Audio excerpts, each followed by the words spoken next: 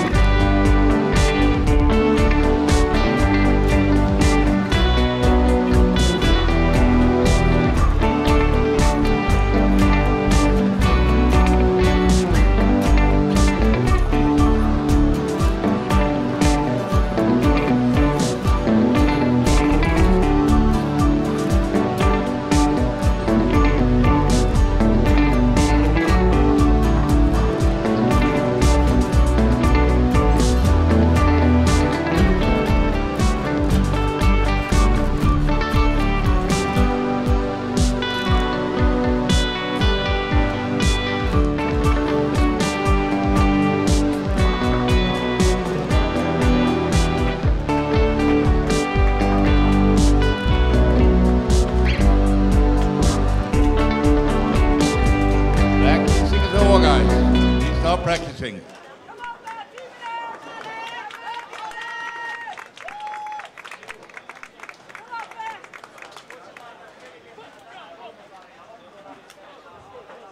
And please do not begin. We are not ready yet. We need all machines to be.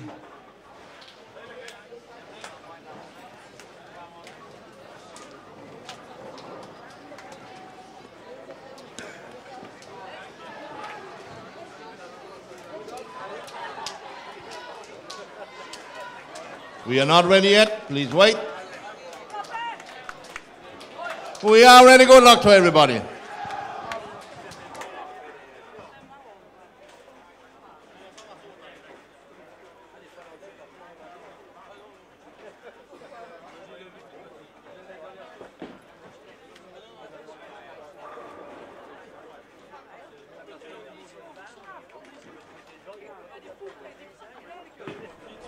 Welcome to the first day in team. I'm Mick Stampy and I will be commentating today. The boys are starting, so let's get ready for the first block.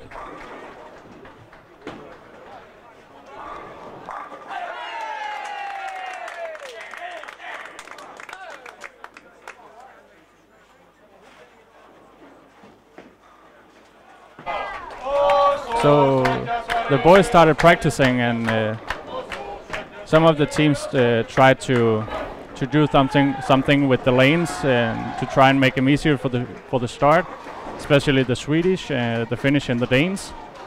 Tried to do different stuff. The Swedish starting with really much a lot of surface straight up from the outside, really trying to create a hook spot so they have something to throw it out to. The Danes tried to do the same, but a little bit more to the left. They got a lot of guys who really wants to hook it, so they tried to create a lot of hook spots, so they could start further left than most of the other teams. It's the same thing with the Finnish guys. They also wanted to start a little bit further left than most teams. So let's see how it's working out for them.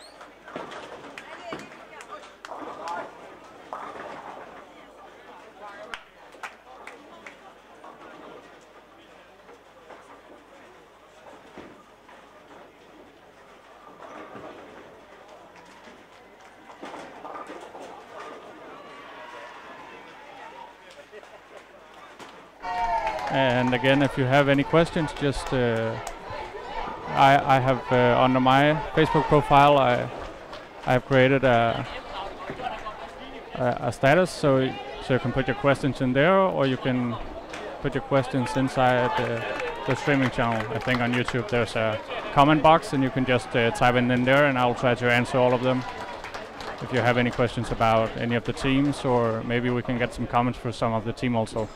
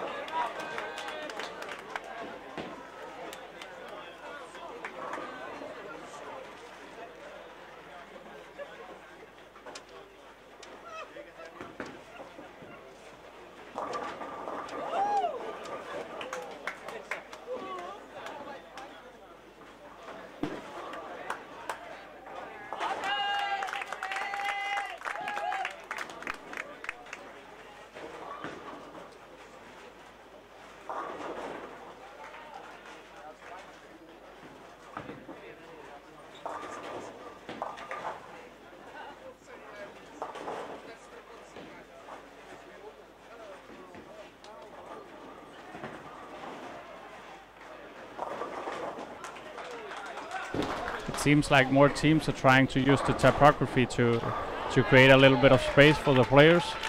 I know Thomas talked a bit about the topography yesterday, about how the outside is tipping inside, and you should see some hook spots at the outsides on both the left and right side.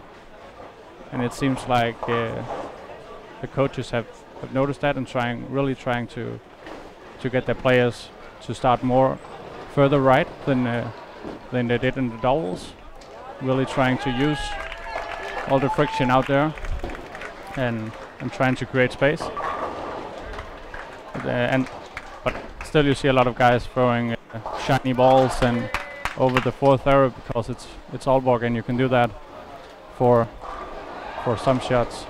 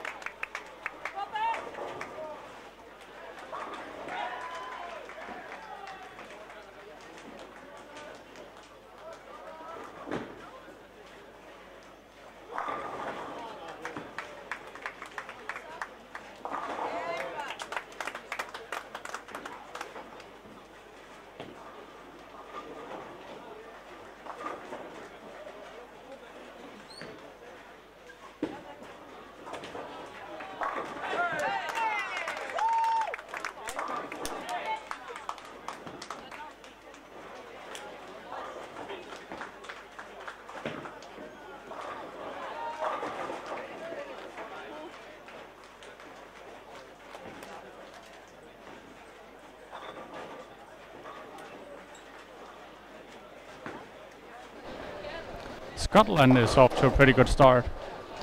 Only got one open frame and a lot of strikes through the first 3 frames. We got a double, a 3-bagger, and the guy at the bottom is working on a 3-bagger as well, so off to a really good start.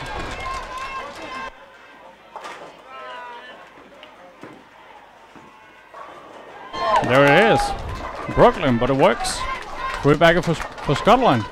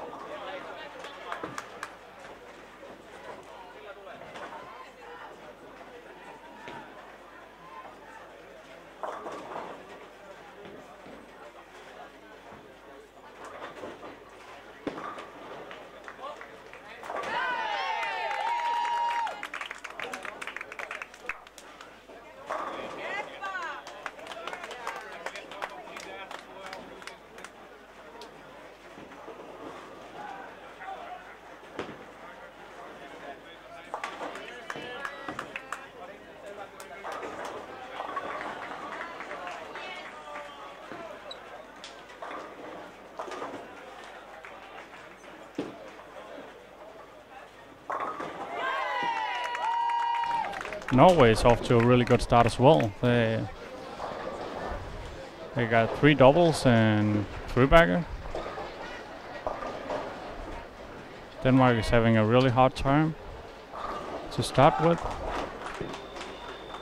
Even though Norway strikes a lot, they don't have a spare yet, so they got 3 open frames. So I guess they better strike.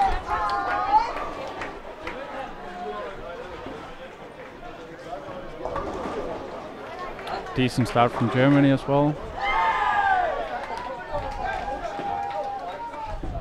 Sweden are struggling also. So it seems like the teams that try to really do something with the lanes and try to make them easier, it really haven't worked so far.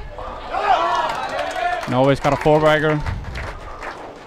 Really strong start for Norway. Scotland got a 4-bagger as well.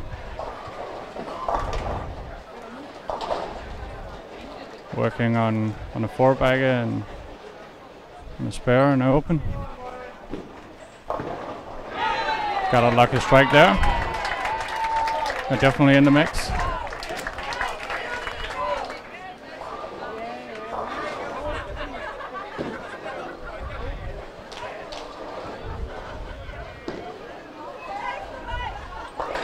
Finland is also struggling a bit here to begin with. So Norway really got something. They just keep striking. They've got 2 strikes more.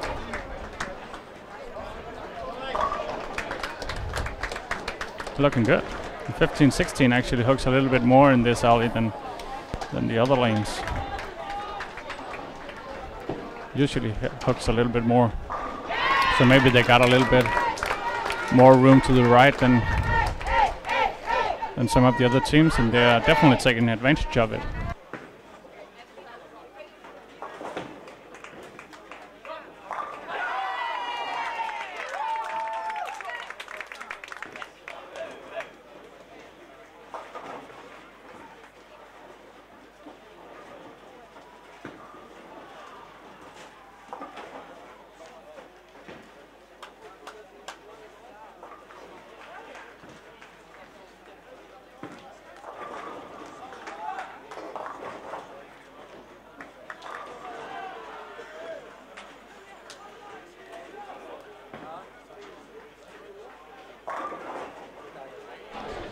Let's see if the finisher from Scotland can put together a 5-bagger to begin with.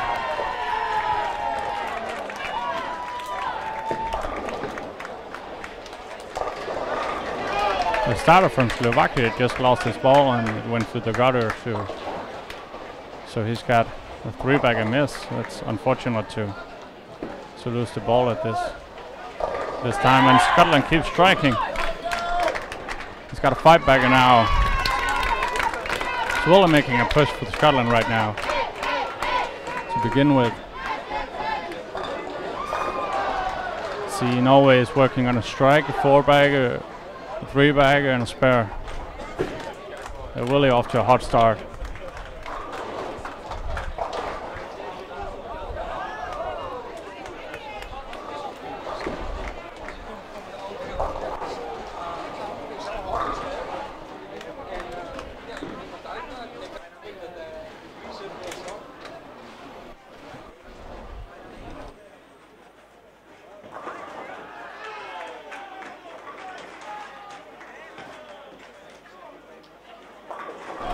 The Netherlands are off to a good start as well. They're filling frames. Something that Finland has a hard time doing right now. Got a lot of opens and not that many strikes yet, so didn't seem to work out just yet for them what they tried to do with the lanes. And the starter from Norway got a strike again. Now we got the second Jürgen Mathies now. Let's see if he can put together a 5-bagger. Oh, close, ring 10. See if he can put together a spare. Belgium is off to a pretty good start as well. See the third person has a 4-bagger right now. See if he can put together a 5-bagger.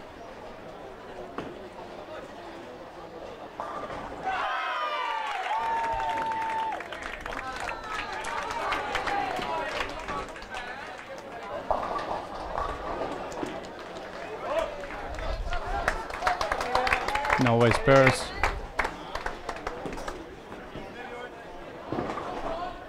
Let's see Belgium. Oh, ring 10 as well. Seems like filling frames is really important. We got Jonas Dans from Denmark. He's started his first 4 frames with 3 9 misses. You really can't do that at this level if you want to be in at the medals.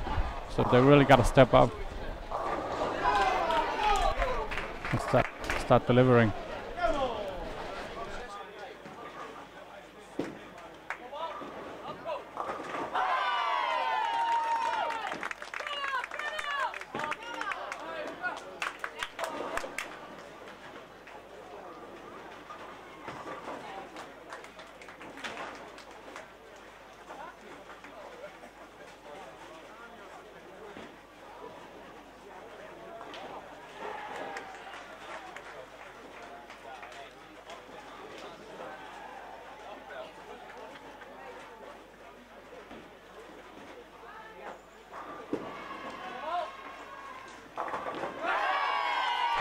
Unfortunately, the Slovakia guy actually threw it in the gutter again. I think he lost his ball once more, so he actually got 3-bagger miss. So he's got 60 in the 4th frame.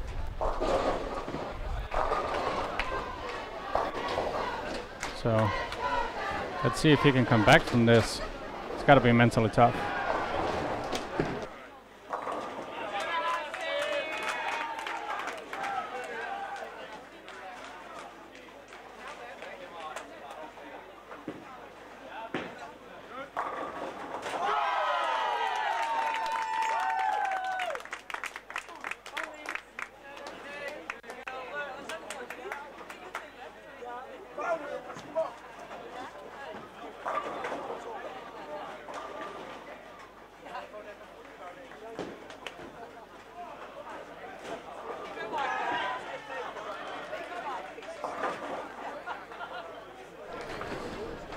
Norway's 2 last guys struck again, so they're working on a double, a 4-bagger, and a strike and a spare right now.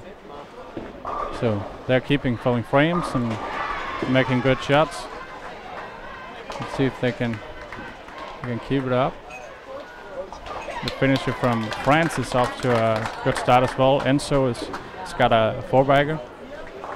Let's see if he can make it 5. Sweden has begun striking.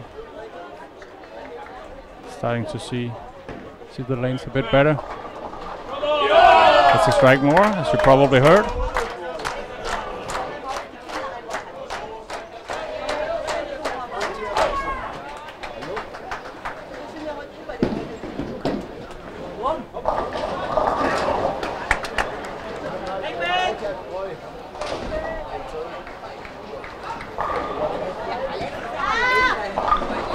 Let's see France, can he make it 5? There it is, a 5-bagger. It's keeping him in the game right now.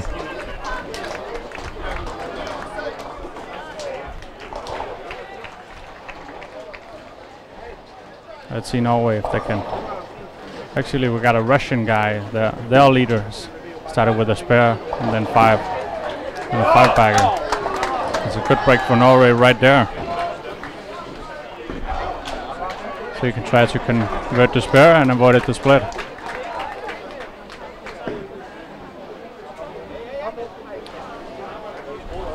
Jonas Dans is really struggling. He's just made another 9 miss. So I think he wishes the ball started to strike soon so he didn't have to pick up the single pin.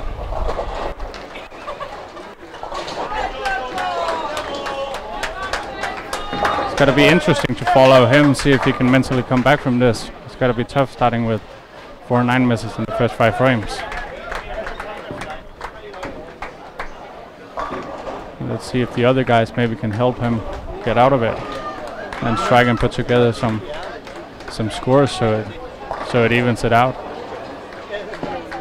Marcus Christensen has 3 strikes in a row right now, and Andreas has a strike and is working on a strike through the 5 frame. And Mathias Angerdal has a double right now. So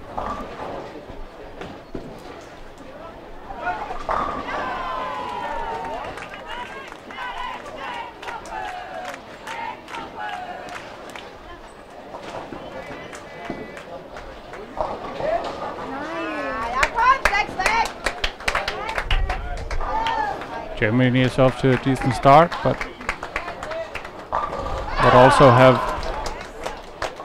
some troubles filling frames. Seems like the spares are not easy to make. They are not. When you are a little nervous, it gets a little bit easier. Denmark strikes again.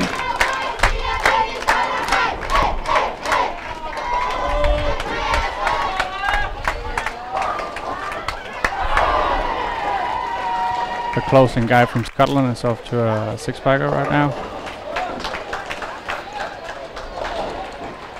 The other guys are filling frames, so that's really positive.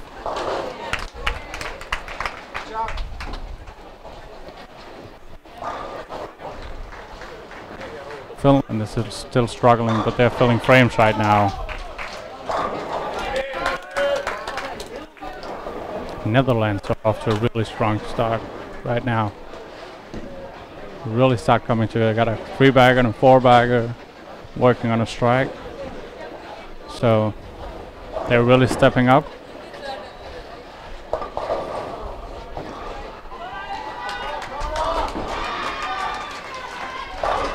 The strike again from Netherlands. Mathias from Denmark strikes also.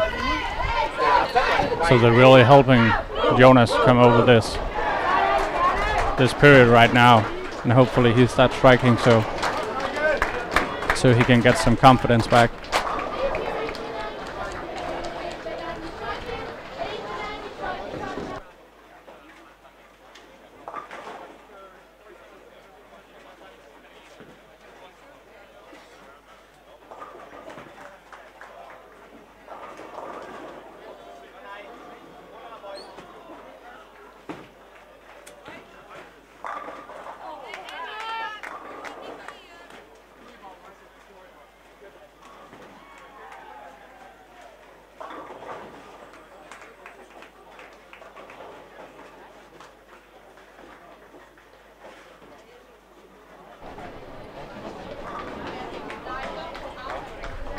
The Swedes also got a 9 miss. Seems like just a little bit of nerves, and there's a lot of single pin misses today here to start with.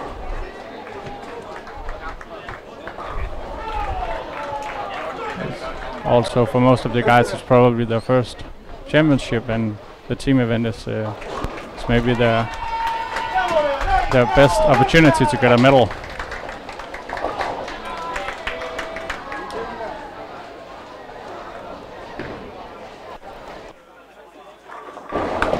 See, Denmark is working on a triple here. Wow, blow 7.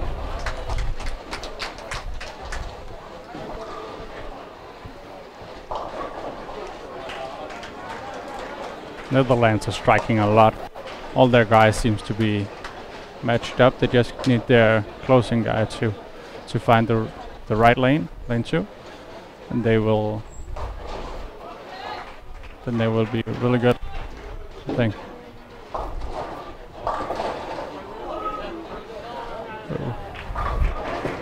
4-9 to the Netherlands. Let's see how they respond to that.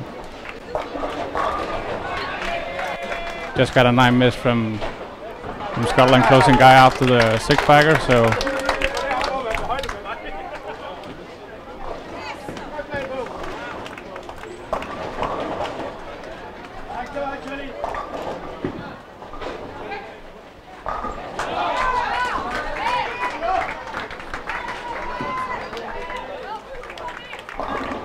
France just had a really good frame with 3 strikes and a spare. The closing guys off to a 6-bagger.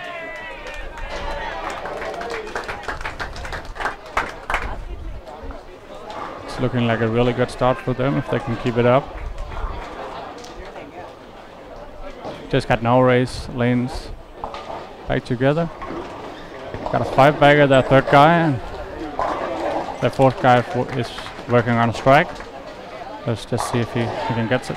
Jonas Dans is up for Denmark, so let's see if he can get a strike. So he got a Brooklyn and got a little bit of luck there. It's a filled frame.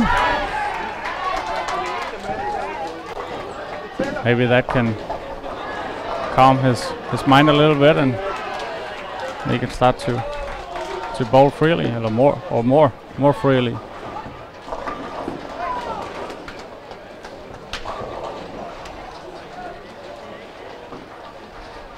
Norway just got a ring 10. Let's see if the 2 guys from Denmark can keep up the good frame.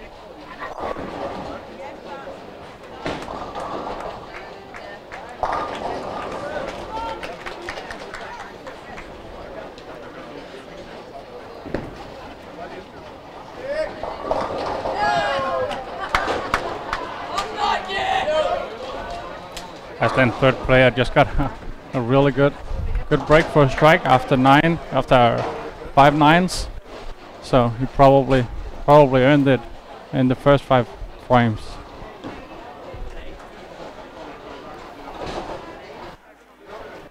Well, maybe I shouldn't have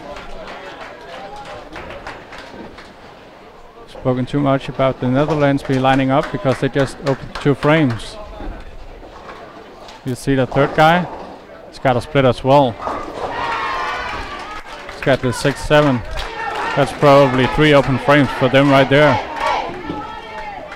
So, but still, it's still a decent start. Still a very good start actually. So they can just come back from this. And for the last 2 frames, they will be in a good position still. Andreas from Denmark strike it. Just made a strike, so they're making a good frame.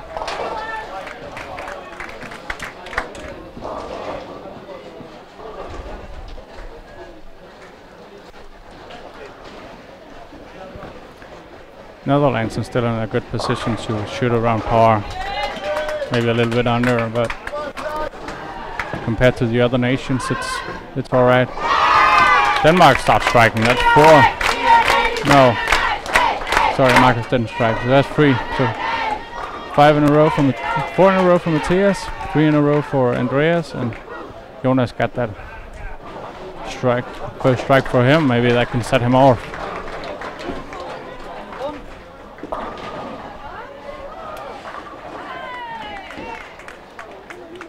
Sweden got some spares and strikes. Don't actually have any streams going on. Let's see France. France struck again. So the guy who is struggling from France put together a double now, and they are looking to put themselves in a good position here in the first game.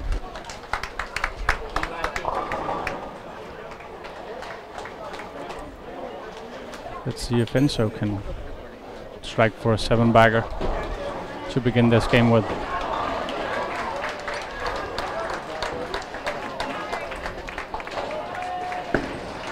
See if Jürgen from Norway can start striking again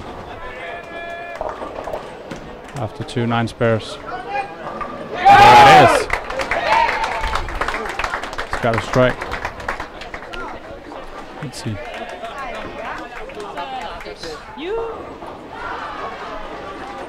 And so it's up on the lane.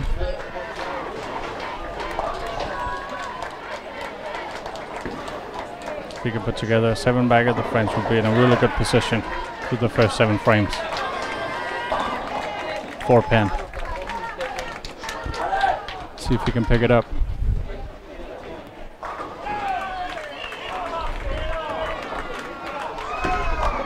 third guy from Norway working on a 5-bagger.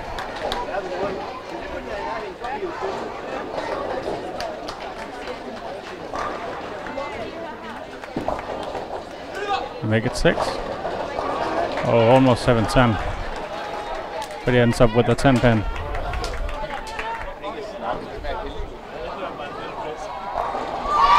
Jonas Dans had a double now. Struck again.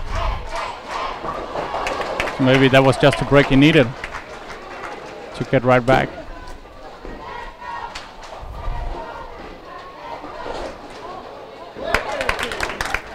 Finland has begun to strike, working on 2 doubles, strike and a spare.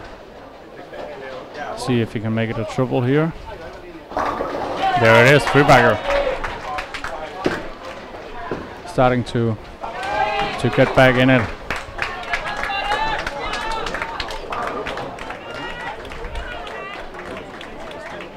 It would be tough to see a final without Finland. It would be hard to imagine. Pretty good nation, so I would expect them to start striking at some point. Let's see if Andreas can follow it up for Denmark for a 4-bagger here. Oh, he got a good break. He missed it in. We caught some oil and a little high. Tripped the 4-pin. There you have it, 4-bagger.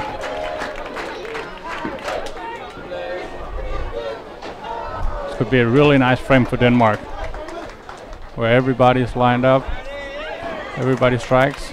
Matthias can strike for a 5-bagger. That would be a really good frame for the Danes. Norway is struggling to put doubles together. It's strike, spare, strike, spare. But at least they're filling frames, and at this point it seems to be really good.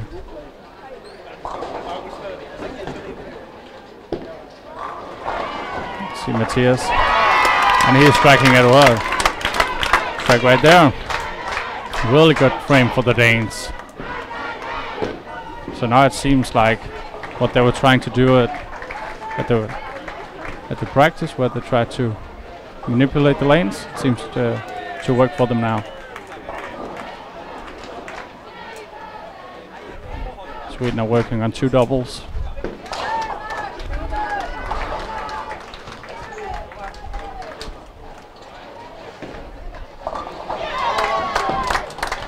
Belgium's working on 2 doubles, strike and a spare.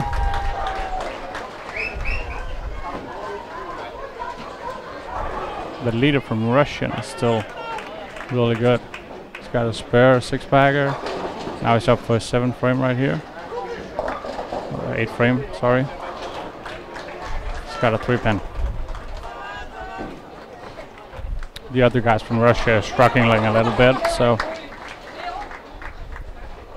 he's really keeping his team in the championship right now. Finland has begun striking. Got a double, a 3-bagger, and now that's working on a 3-bagger and a strike through the last 2 frames in the 9th frame.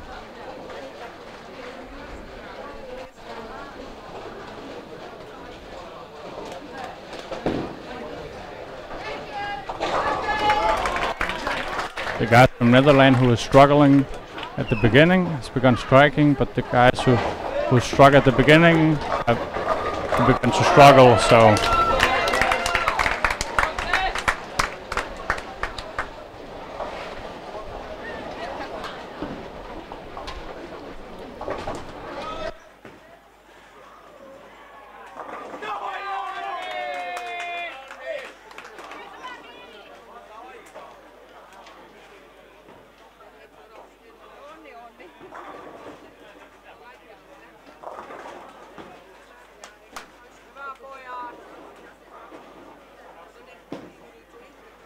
but again, if you have any questions or you want me to try to get a comment for some of the team, just put a comment on my Facebook or on YouTube, and I'll try to make it work, try to make it happen.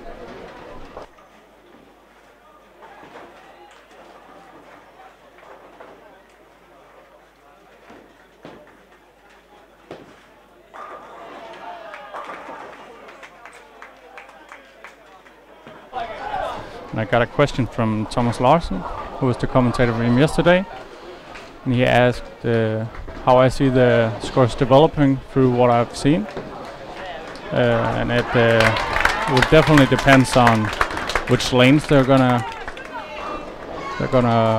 come to.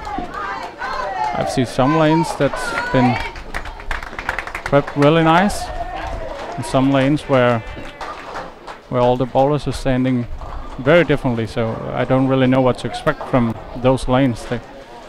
Either it's going to be really tough, or it could be decent. But I expect some higher scores.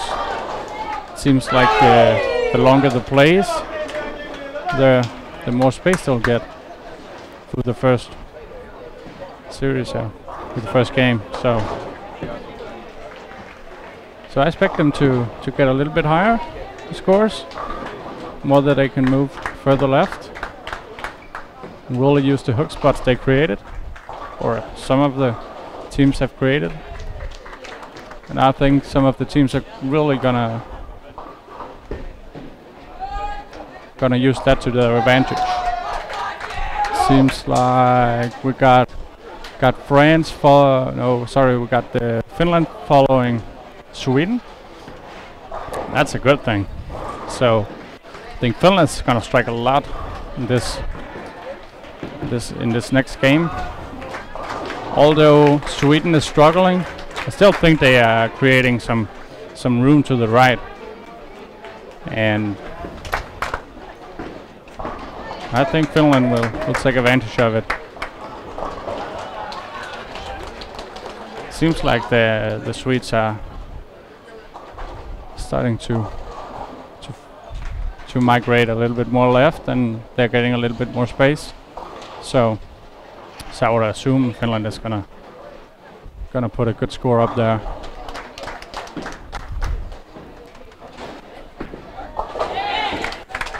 Also, Netherlands are following Germany and France, and France really did a good job of staying right with a lot of service. The Germans didn't try that hard to put something to really prep the lanes, but they got two lefties, so it probably wouldn't matter that much.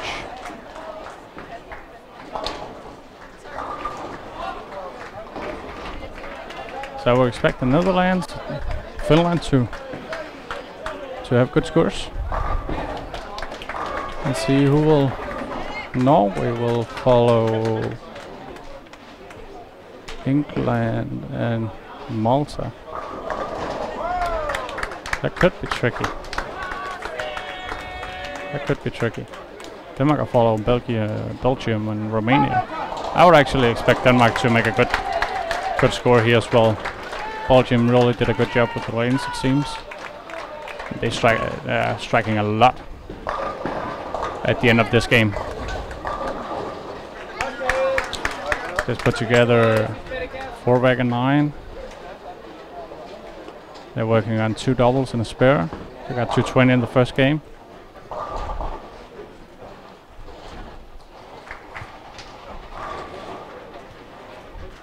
Belgium is also coming up to following the France and Germany. So I would expect them to have a good game as well.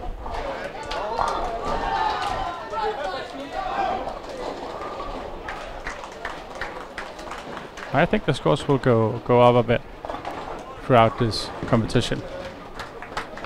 It seems like everybody started a bit more right, and due to the lane mapping, I think they can use that later on, really create some space.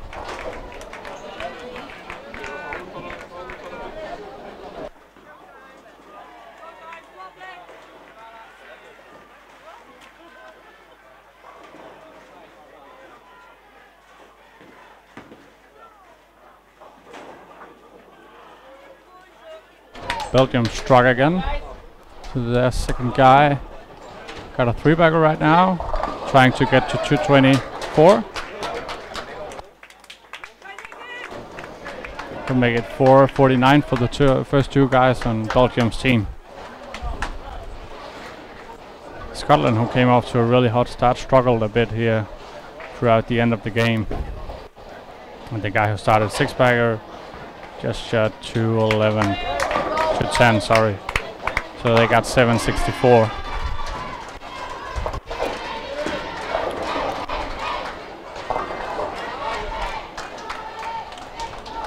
Turkey and Italy is gonna be around the same number.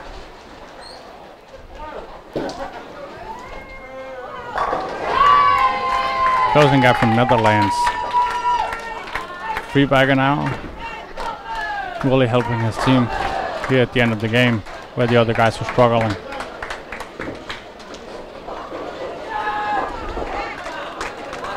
Finland made a good comeback in this game. Seems like they will be around par.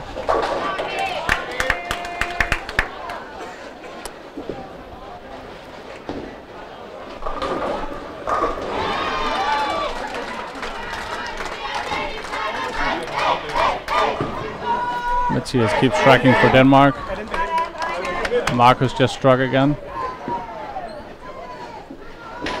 after a spare. They're off to a really hot start.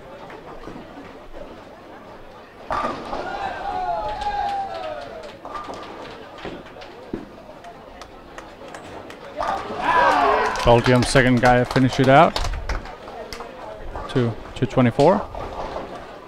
It's a really good 10th frame for the first two guys.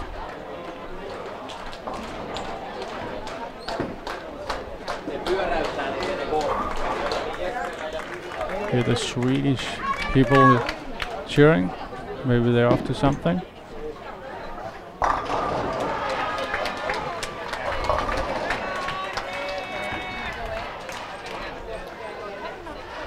The leader, Lucas, got 176.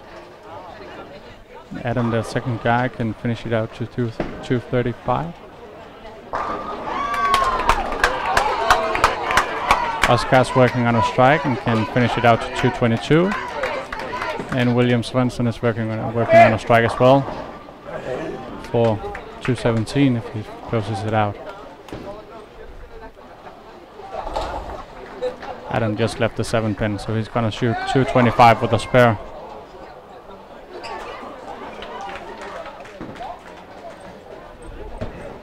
They did a good job of filling frames, even though they struggled on the lanes with the carry. They filled their frames, and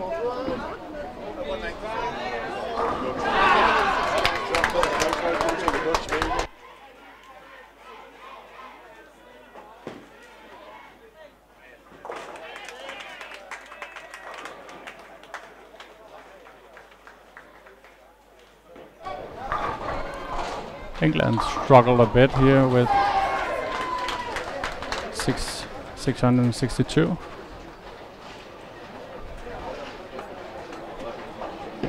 So they need to start striking if they want to get into the middle round.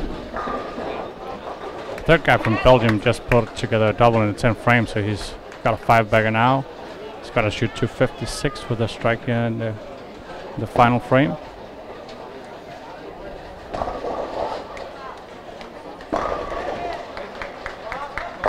There it is. 256.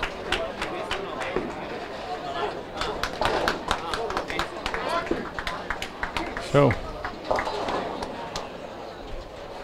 the last guy can put together 3 strikes, they would be at even 900.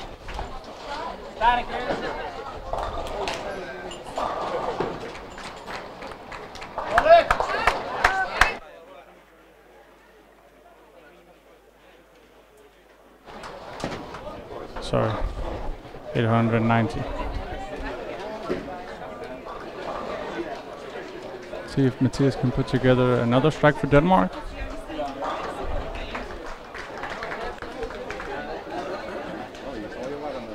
Make it 7 in a row. To close out a really good frames for the Danes again. The other 3 guys struck. They really seem to have have figured the right lane out. There it is, he struck again. 7 strikes in a row. See if they can finish it off on lane 13, the left lane, where some of the guys have struggled a bit. Goes our guy from Belgium, struck in the first shot in 10th frame.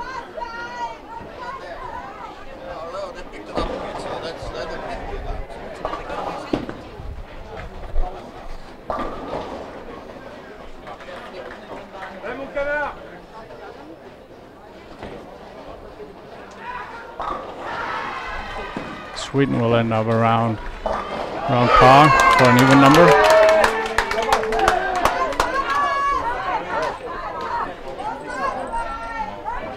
If they get the first strike in the 10th frame, they will be over. And if you don't, they will be under. So it's going to be pretty close to an even number.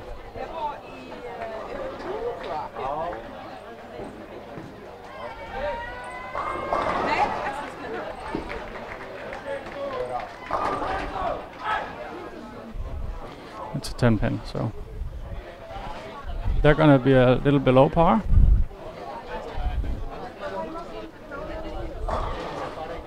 So it's gonna be interesting to see if Team Finland can figure the carry out on lane 23-24, because the Swedes struggled a bit with it. The Danes just struggled again, if you heard that. Marco just put together a double in the 10th,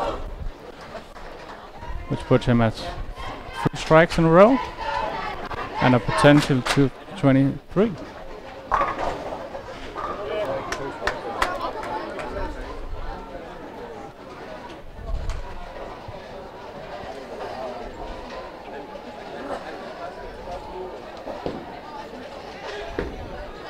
Iceland actually made a decent comeback here at the end, leading up to the 10th frame, but the lead-out man opened the 10th frame for 221. Marcus made an 8, so that's 221. Let's see if Jonas Duns can make a strike on the left lane. Iceland just struck again. They are definitely in the mix. Norway struggled a bit. Just put together a double in the 10th frame, but before that they got 2 opens and no doubles.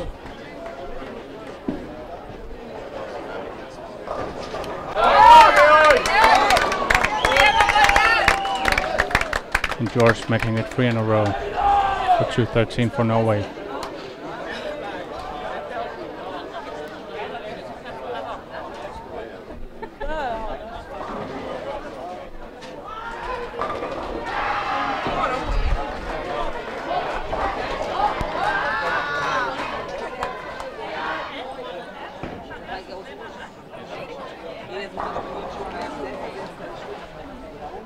France is going to have a really nice game as well.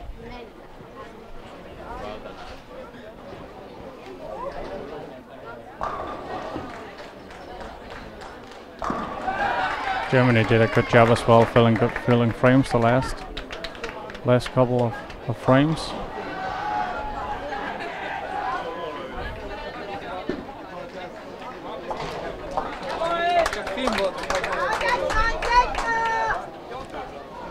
France are gonna finish 30, 40 over. Depends on the last guy.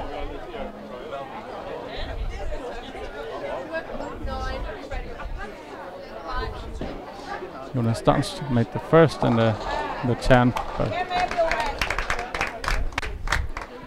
they put together 6 count for his second shot. So if he spares, that's 170. Actually, a decent save to that game. He struggled a lot to begin with, and that's mentally tough to come back from. The other guys helped him out a lot by striking and really putting them up for a good game. Third guy from Iceland just finished out with a 5-bagger for 216, which means that Iceland can finish out with a 3-bagger for 796. 796, sorry.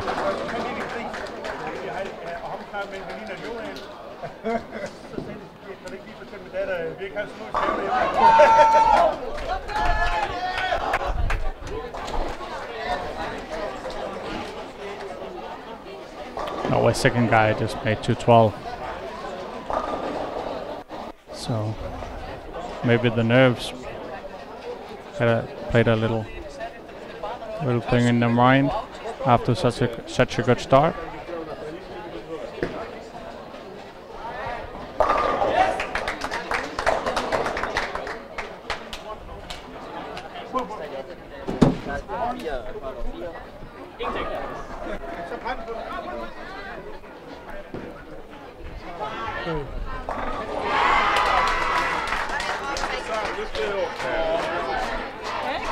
The closeout guy from France put together a double, so he can shoot 246 with the strike here and the final shot of the game.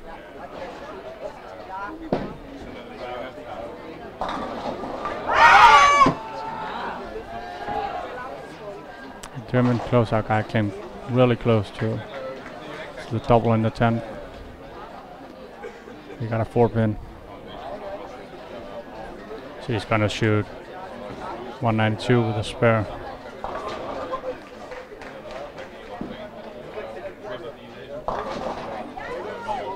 Nine pins for France's final shot for 845.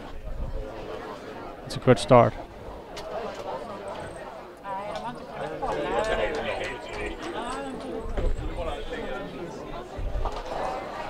Andreas struck the first shot in the 10th for Denmark.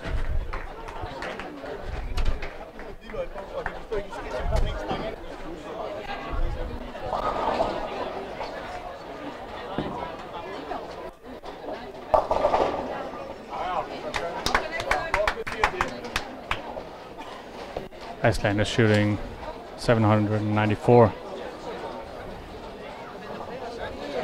It's a good start. See if Andreas can make one more for triple. No. 4-pin.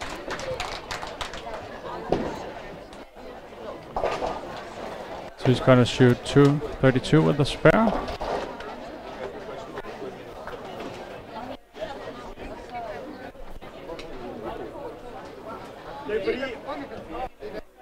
Han kom på et tidspunkt ud i Vonghallen.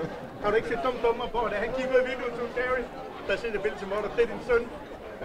Det var lige sådan her gryde. Norway can shoot out, can finish out for 854.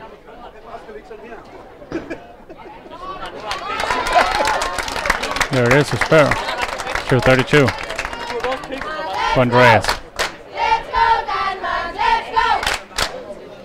See if Matthias can finish out this game and put Denmark in a really good position after the first game.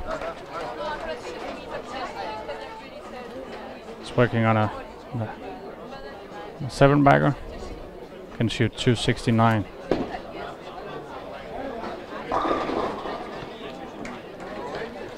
Which would be the highest game of the first game. Individual score. And give him. There's the first.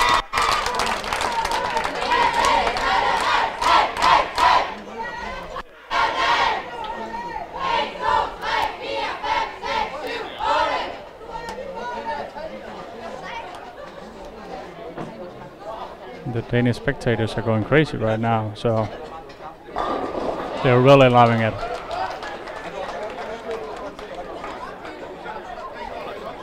The closeout guy from Norway put together a 3-bagger to to give Norway a really good finish.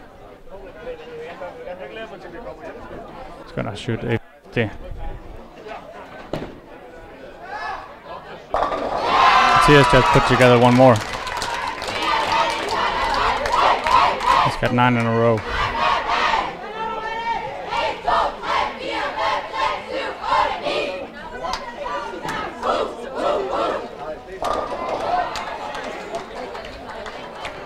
If he strikes again, that would give the Danes the lead. I believe by my calculations the Belgium will be one. I didn't see the finish from the Belgium, but at least one pin behind. And he struck again for 891. It's a good start for Denmark. It's going to be exciting to see the lane change. See how different they have to play, and we'll see how they manage to get through the first 2 frames.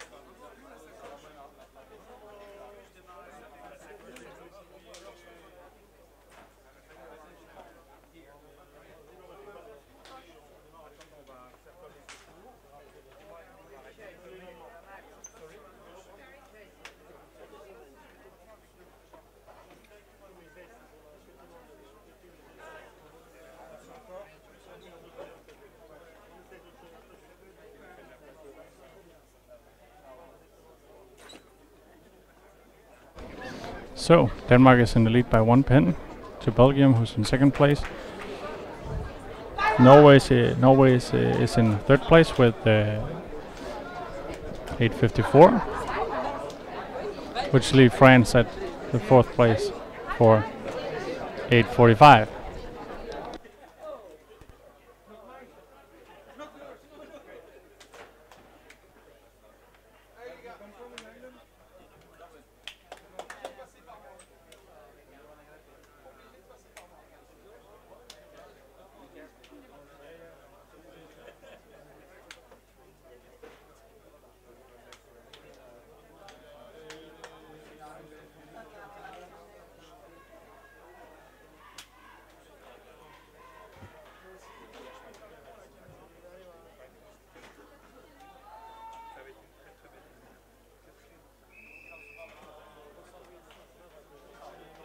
Come on.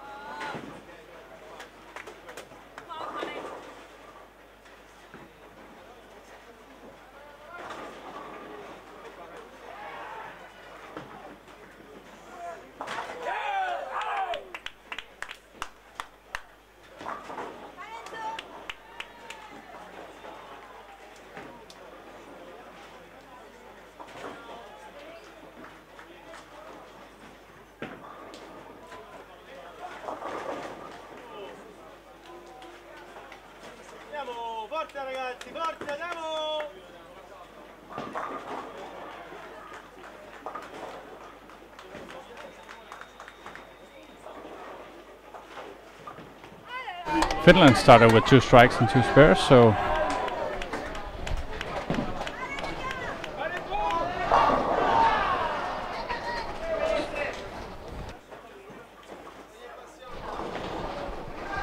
and it's hard to see anything from Denmark and Sweden because they're playing right next to each other and they got a lot of supporters. That's pretty difficult to see anything there.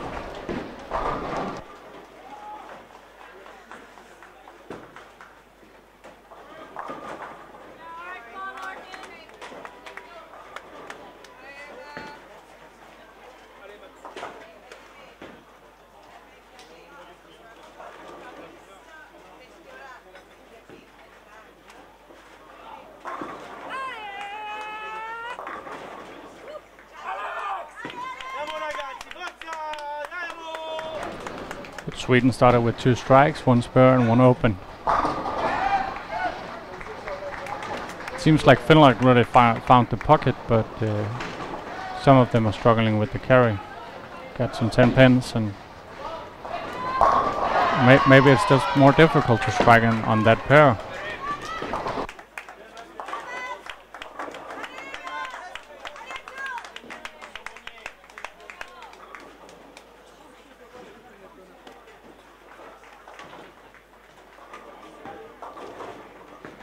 Belgium started out with 3 strikes and 1 open.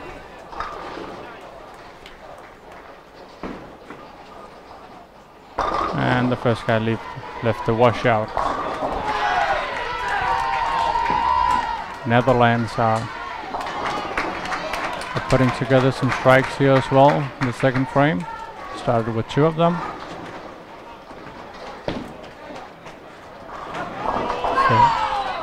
I could see some big scores happening at the high end right now.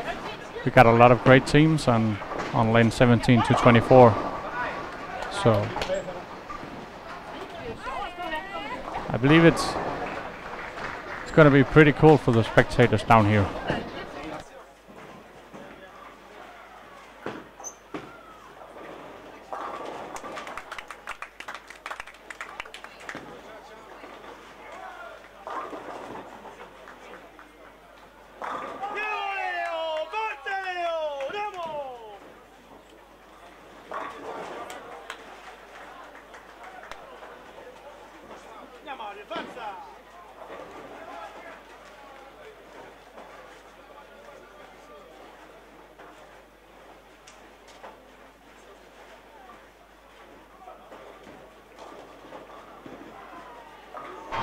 Netherlands struck again, so they got 4 strikes there. Pretty good second frame for them. So they got a double and 3 singles. It's nice.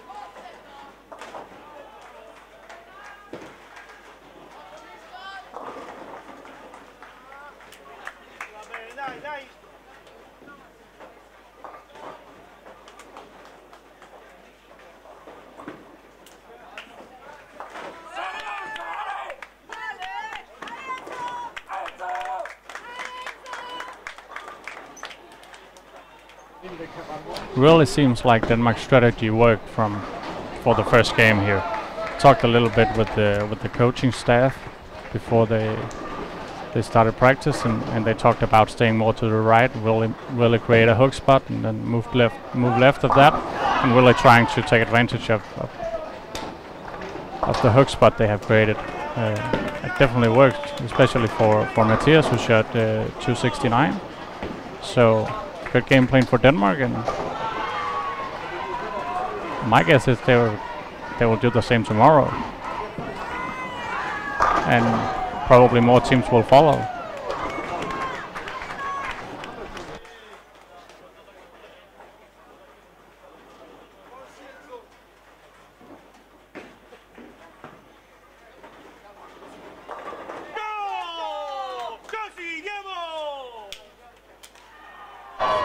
Netherlands getting a nice messenger there to a double to start the third frame with. They are really putting together some great starts. Let's see if they can keep it up and maybe finish a bit better than last time.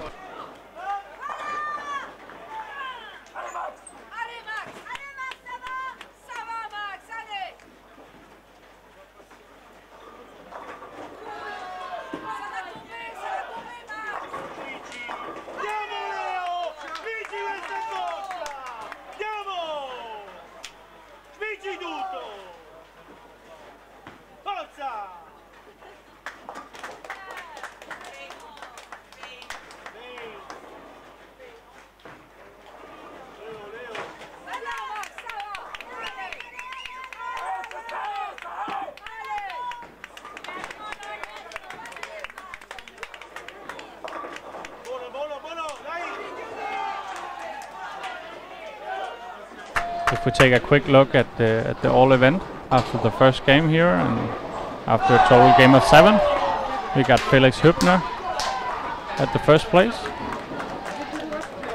We got Steindor from Iceland in second place, 5 pins behind Felix. And then we got Clement Bernhard from Belgium at third place, 13 pins behind the leader Felix. So it's a pretty close race. And in top 24, got a cut right now at 14.27. That's 27 over par.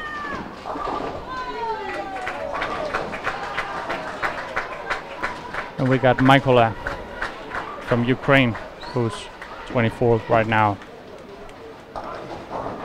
And Matthias Angeredal really took a big step in the all event with the 269, and he's up to a 10th place right now. 49 pins behind Felix.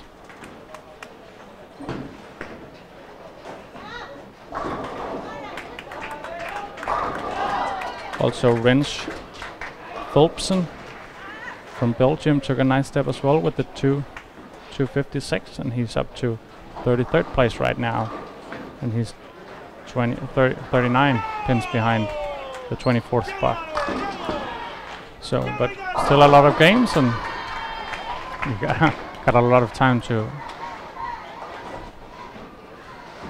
make some changes to the leading board. Enzo Franco, who made a great game for the France, struggled a bit yesterday, and he's up to 43rd place right now. 85 pins behind the 24th spot. But he's got a lot of games left. And it really seems like he found something in the first game there. Let's see if he can keep it up.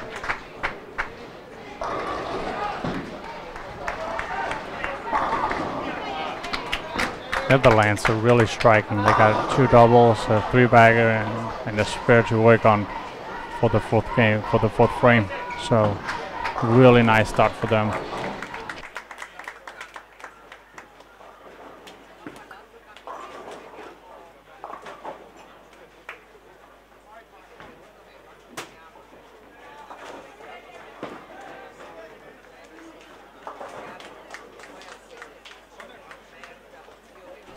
Belgium is also striking. Rens got a 3-bagger. So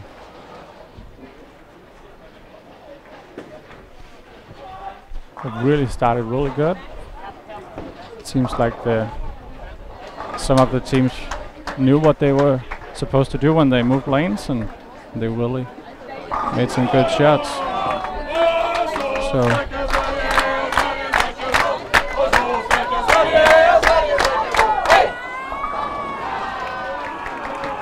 that was a strike for Sweden.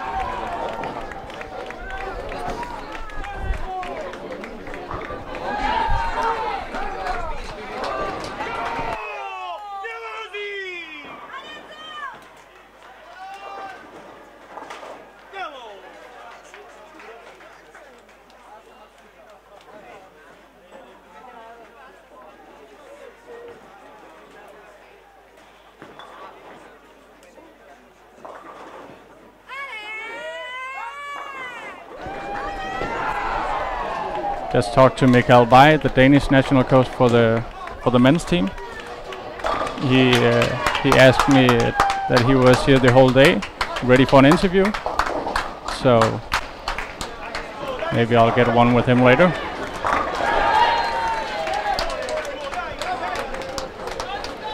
Maybe he got some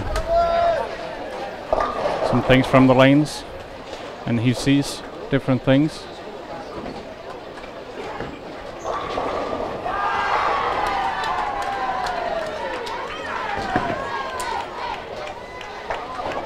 Scotland off to a good start in this game. Romania is off to a fine start as well. They got 13-14. I really think Denmark did a good job of creating a really good lane here.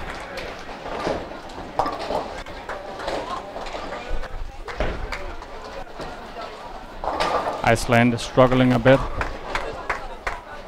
here to begin with.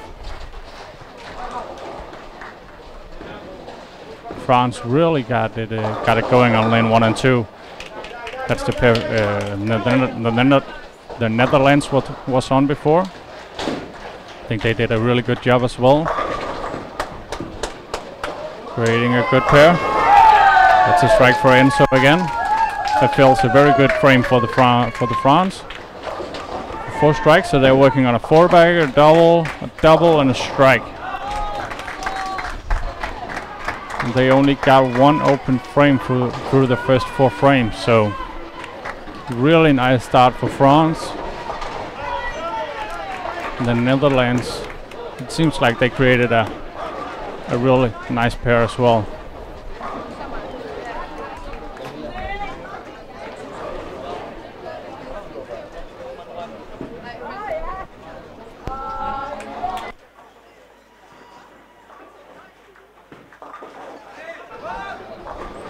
Mathias keeps striking. He's got a 3-bagger, and Marcus Christensen also got a 3-bagger for Denmark.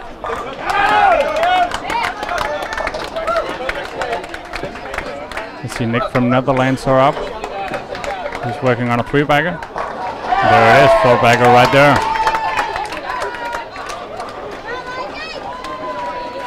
Let's see Rens from Belgium. He's working on a 3-bagger as well. He's up on lane 22. Need to hurry. Made an 8. 2-8. Norway's off to a good start again. They got a 4-bagger and a 3-bagger. Only 1 open frame. Shows that guy from Netherlands just struck again.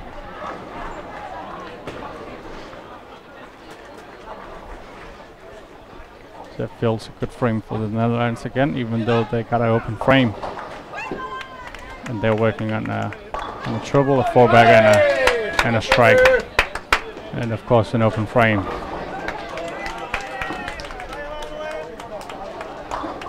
It seems like 23-24 is a bit different than the other lanes. The Swedes did a really good job prepping the lanes.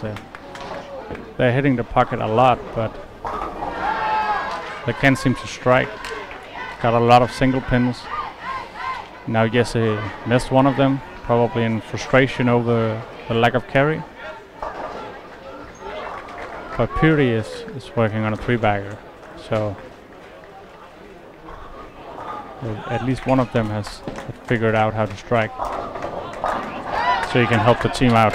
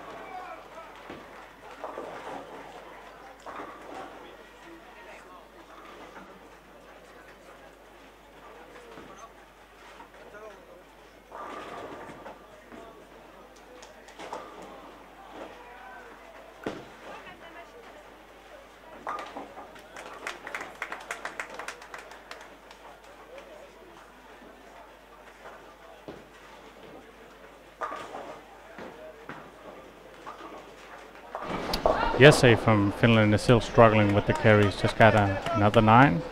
He's better this time. The other Finnish boys seems to have found a way to strike. They got 3 strikes. The other guys. So let's see.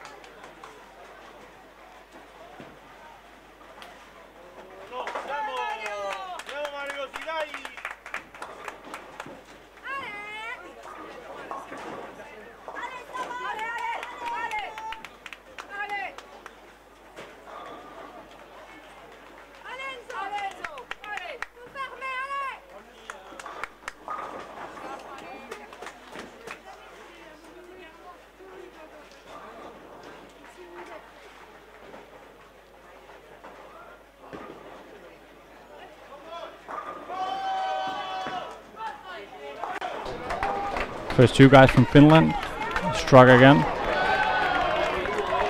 It seems like Uni, the third guy, has a little trouble on the left lane. That is his third 7 spur on the left lane, and on the right lane he's got 3 strikes. But Finland is really stepping up this game.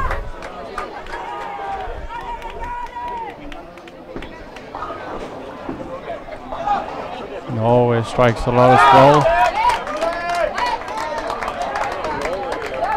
Sweden strikes a lot. They got a 5-bagger and a 3-bagger. So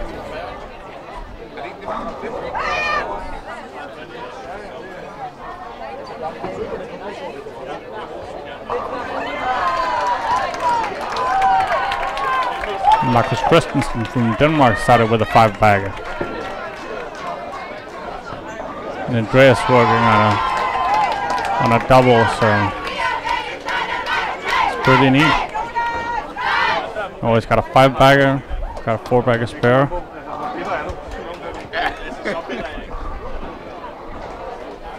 That's pretty cool. Let's see, maybe I can get an interview with Mikael Bay in between the second and the third game. Maybe ask him a little bit about how he sees the third game developing and what is needed for the players to succeed.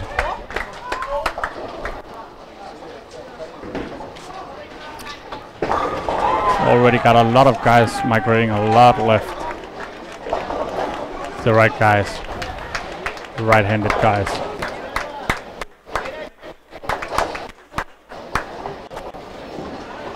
But they're doing it with shiny balls, and it seems like either it hooks or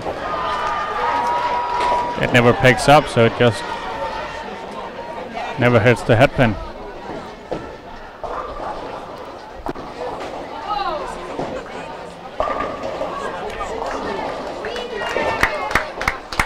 It's really difficult to control. Got a really young kid from Poland who got a double 9-spare triple and almost got his 4th strike. But it's a ring 10 pin. That's pretty cool. After 125 in the first game, he's got 128 already through 5 frames. He's got to be pretty excited about that.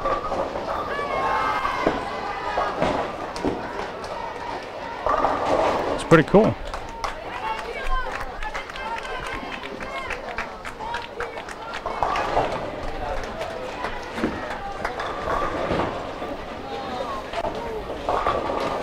Well, unfortunately he missed the 10 pin, so but if you have the chance, go to lane 10 and see his next shot.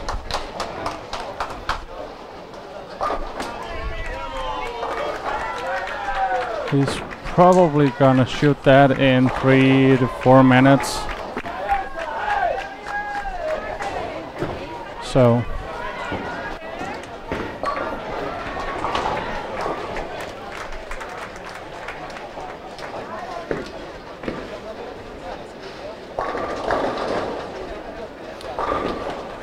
he's playing right after the pacer on lane 10.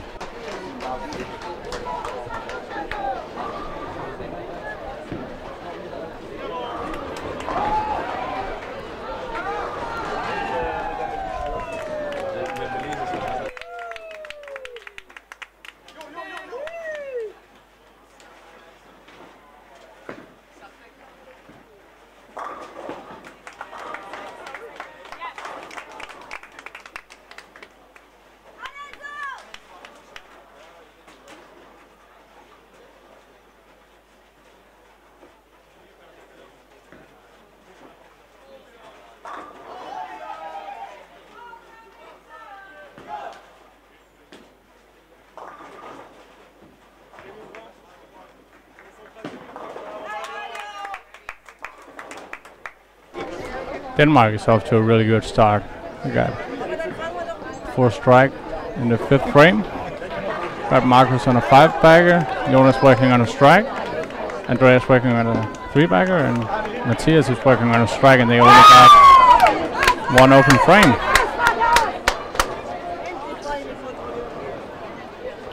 Germany is filling frames really good as well. No open frames and 2 doubles. Let's see Sweden here on lane 19 if he can make it 4. There it is, 4-bagger. 4-bagger for Oscar. Alexander is up for Norway to make it 6 strike in a row. They could really need this. They got an open frame already and a spare for the other guys to work on. That's a 7. 7 from him. See if he can spare that. 3-6-10. Marcus just striked one more time, so he's up to a 6-bagger right now. Really strong start from him.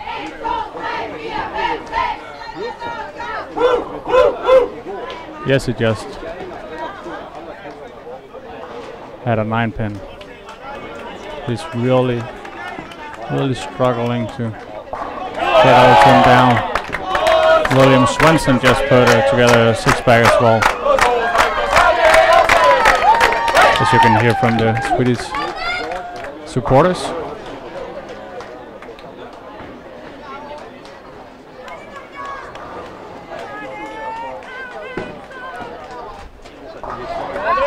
Netherlands are really doing a nice job as well. They only got one open frame. They got 3-bagger, 2 doubles and a 4-bagger. They're working on a two strikes and a double.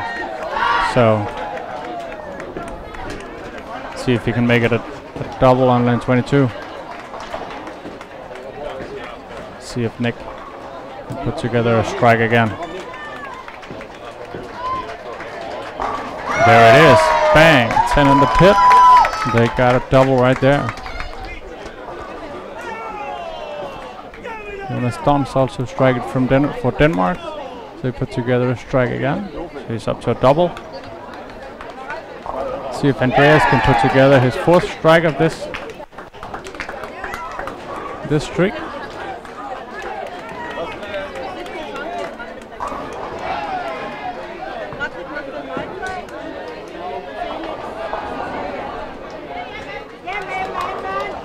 I got 2-7.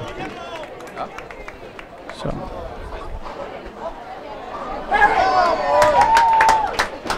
unfortunately for him, he didn't quite deliver a good shot, and it showed.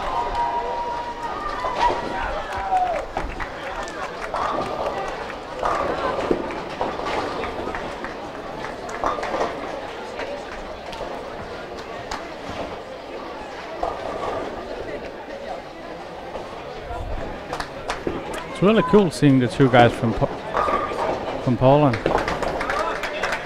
From Poland, it's pretty cool.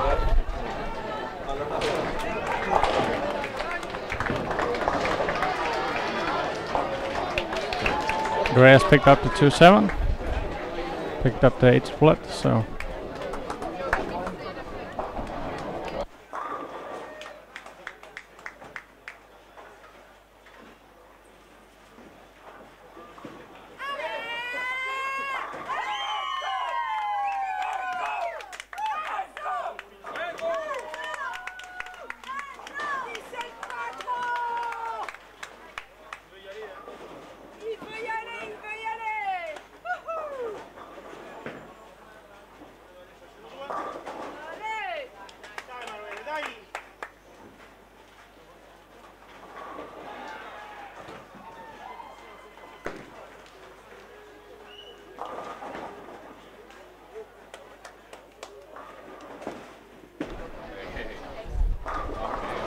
You can see Enzo is striking a lot from for France, down on lane 1 and 2.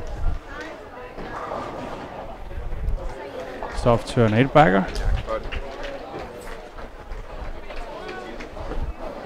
He's really showing why they put put him at the bottom.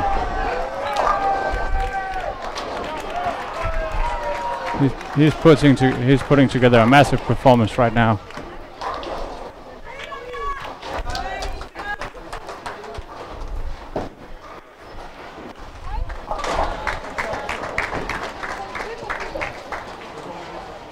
The leading guy from France also got a triple right now and can close out the 10th frame for 2:47. Oh, that's the second guy.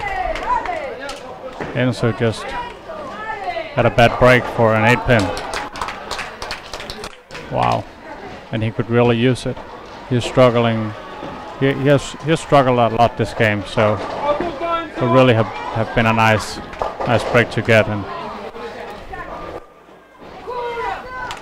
I think that because he's a little behind score-wise, behind the other guys from the team. I think he really wanted to bring more to the table, but he took a spare, so France is gonna make a good game here, I believe. Let's see who's going on lane 1 and 2.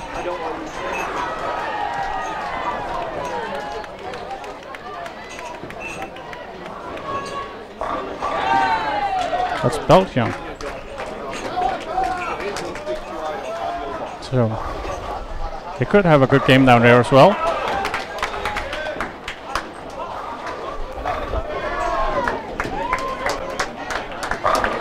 Let's see if Marcus from Denmark can put together 7 strikes in a row. There it is. 7 strike for Marcus.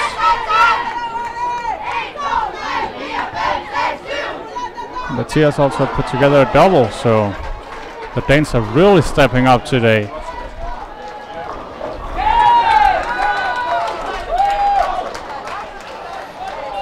I think after yesterday they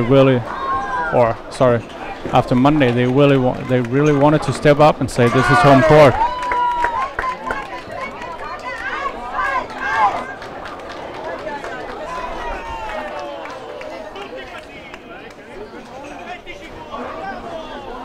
Let's see if JD can bring it. There it is. A 3-bagger for Jonas. Mr. JD.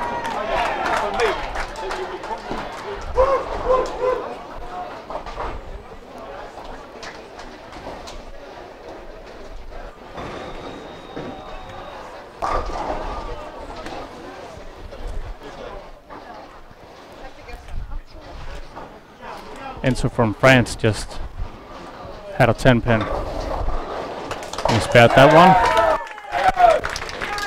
Spared it on lane 1.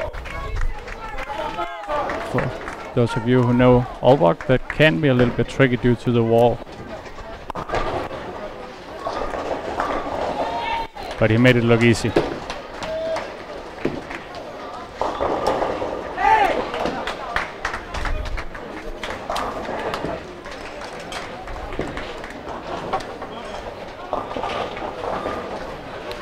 See if Andreas from Denmark can start striking again after that spare.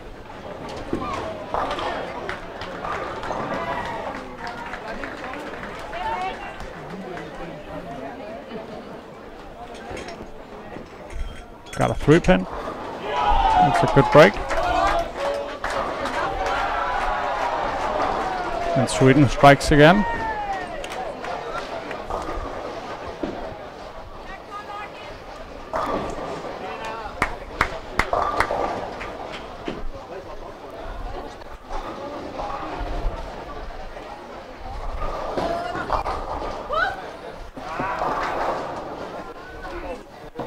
The lead-out man for France made the first in the 10th.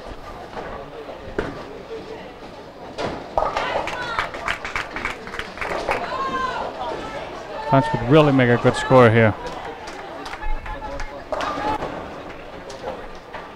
definitely they will for sure they will retain their position in the top 4. So if you want to see the Polish guy, he's on lane 10 right now. He can shoot out for 2:36. He's on lane 10. There he goes. Oh, got a 4-pin, really close. Though, but a 200 game for him. Maybe even a 210 game if he spares that one.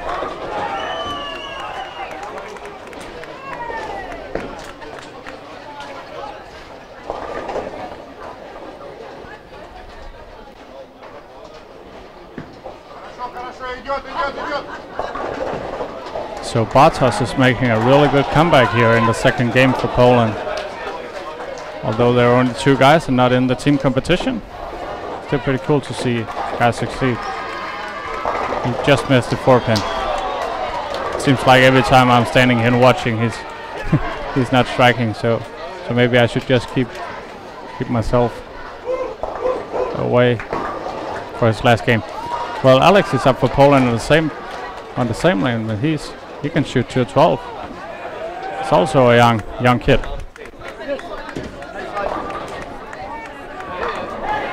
I'm gonna go back here.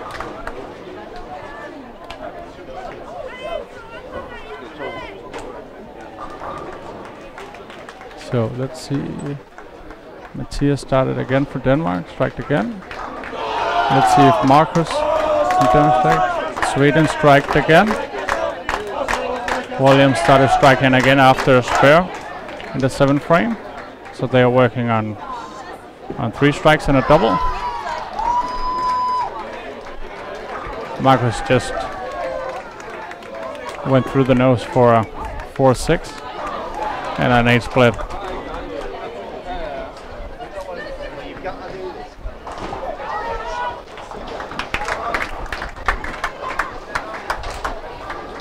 So let's see France, they're about to finish down here. Let's see if we can get the last. The lead out man closed it out for 2:47. It's a pretty good finish for him, finishing with 6 strikes. The 2 guy got the first strike in the 10, which means that the 8-pin the stone 8-pin he had before really cost him, because he had a strike before and now he's got a strike after.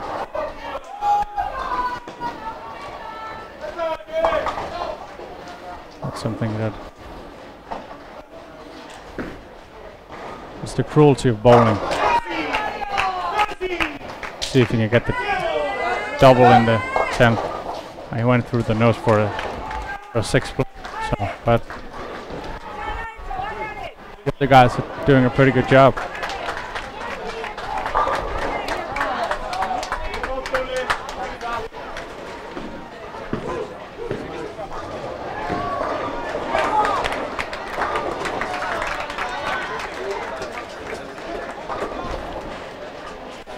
See, Scotland is putting together some strikes as well, and keeping the open frames to a minimum. Although they left some spares out there, they're still on the verge for a good game. So JD from Denmark striked again.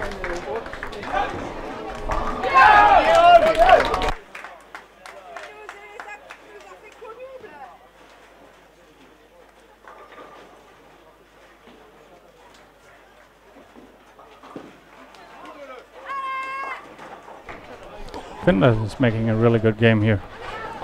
Puri just shot 245. And Lassie's gonna shoot 256 with a spare. The other guys can close the 10th frame out to 195 and 217. So they figured out how to strike on that pair.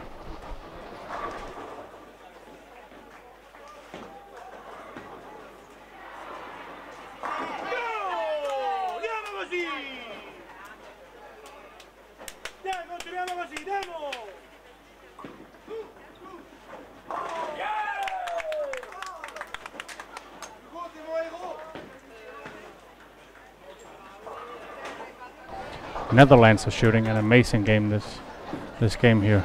They really got a lot of strikes. They're working on a 3-bagger, 4-bagger, a 4-bagger, and a 4-bagger. Up to 10 frames, so really got a good game going here. And Denmark is going to move to that pair after this game, so I would expect a high game from them also. They're bowling really well as well. And of course Netherlands are going to the pair that Denmark is on right now, which also seems really good, so I would expect Netherlands to do exactly the same and finish off with a really good game. Oh, stone 8-pin for Netherlands. So still a really good game. He's gonna shoot 238 with the spare, the lead out man.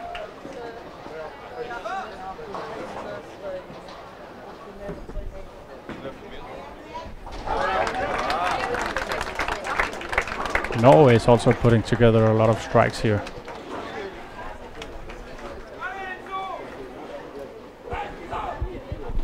They're working on a 3-bagger and 2 doubles on a spare.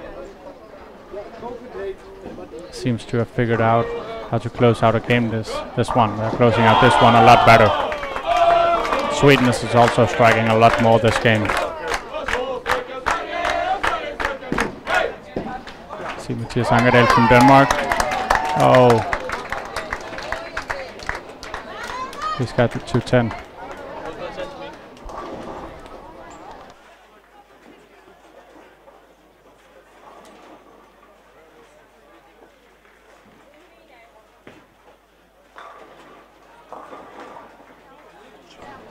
Norway just put together another strike. Alexander, the third guy, just put together a triple.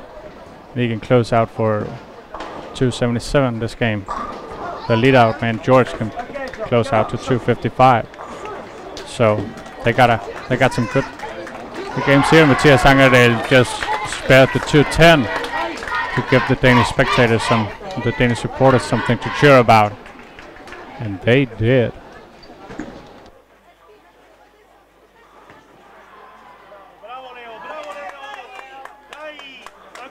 Let's see William Swanson from Sweden, if he can make another strike. Really put the Swedes up for a nice 10 frame here. He's been really solid this game. He's got another one right there.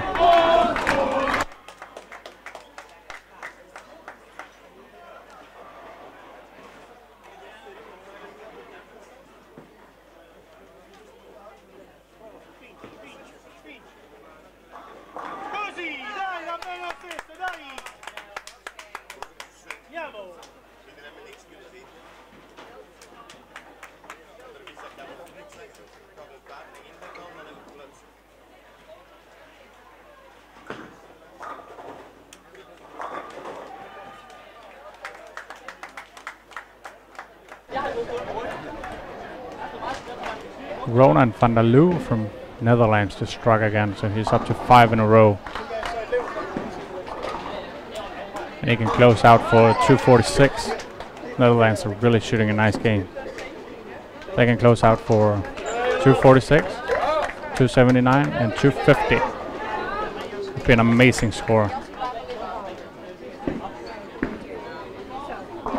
Ronan, and he struck again. They're really on fire right now in the Netherlands.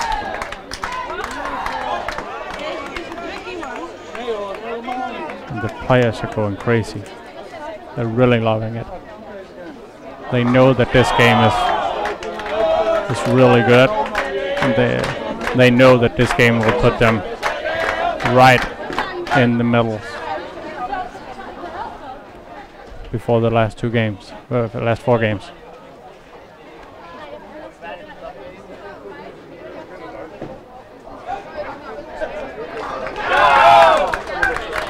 Jonas Stuns from Denmark just made a split and didn't convert. Now we got Andreas after 3 spares. Let's see if he can get back into the striking zone.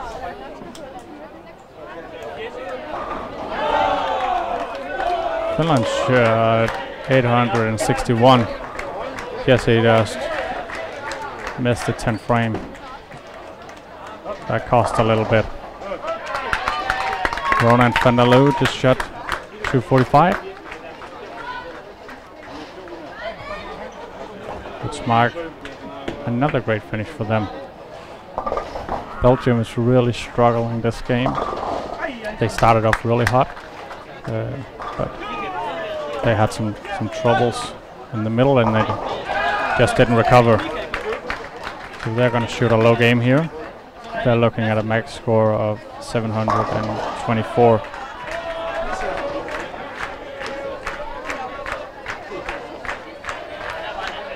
Let's see if Nick can strike again. He's going for 279.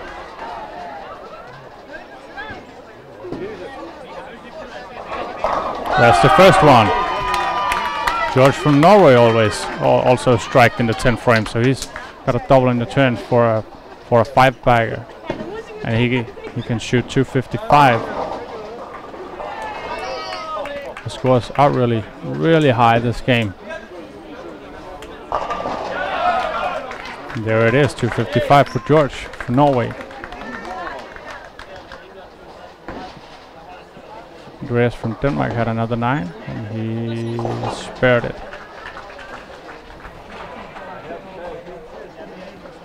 This could really be a costly game if you don't strike, so it's going to be costly for Belgium. Nick just got another one. That's a great break right there. Missed it a lot left, and it just bounced back, and he's on fire.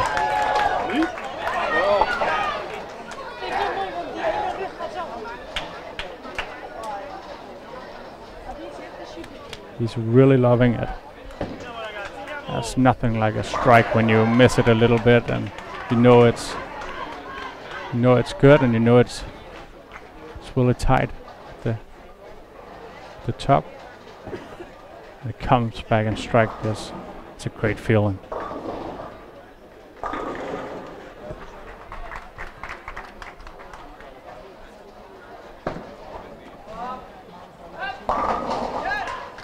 So Belgium is shooting 714. That's gonna cost them in this game. Mathias Angered from Denmark got a 3-6-10, and Sweden just keeps striking. The lead out man threw three strikes in the 10 for 197. And Adam just put together his 5th strike in a row. I can close out with the last strike for 233 for Sweden.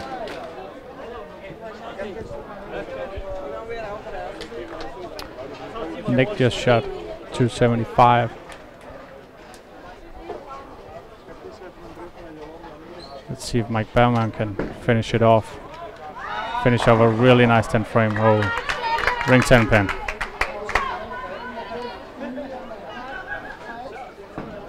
Really close to a perfect 10 frame for Netherlands. But if he spares that, he's gonna shoot 229.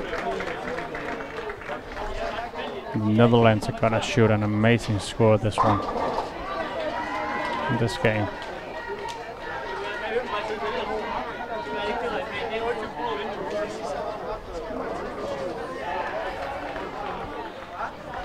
They're gonna come right back in this. Right back in this team event. He spared that one.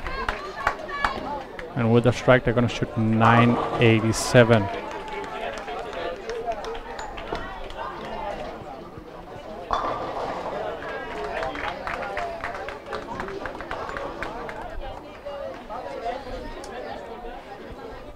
There's a lot of people gathering around Denmark and Sweden, Netherlands, and Norway right now.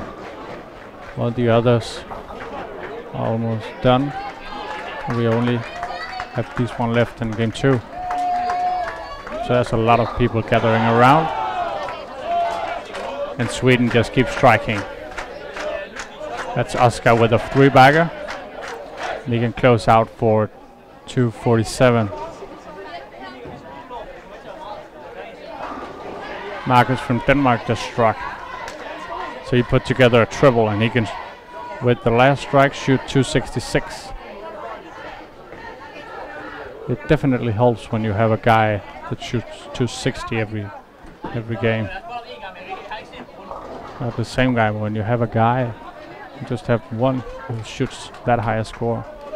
You have one each game, definitely gonna be high on the leaderboard.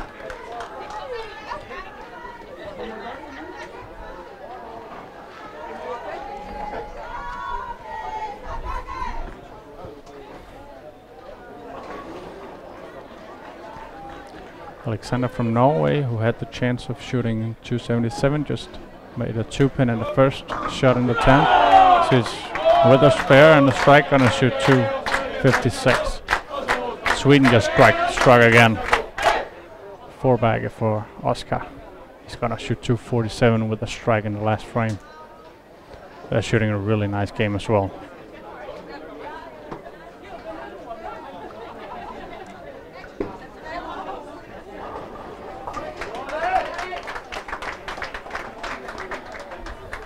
Belgium, who had a really nice game in the first, struggled here.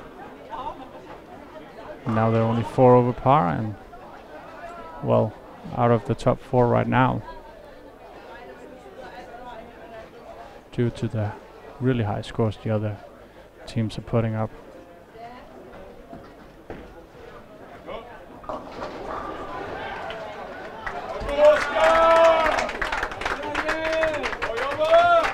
Let's go to 243.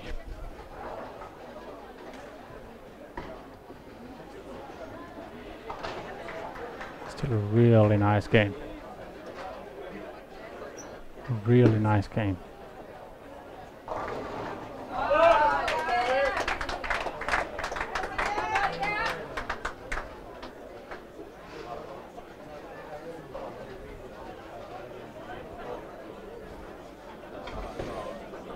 We just had a lane breakdown on 17-18 where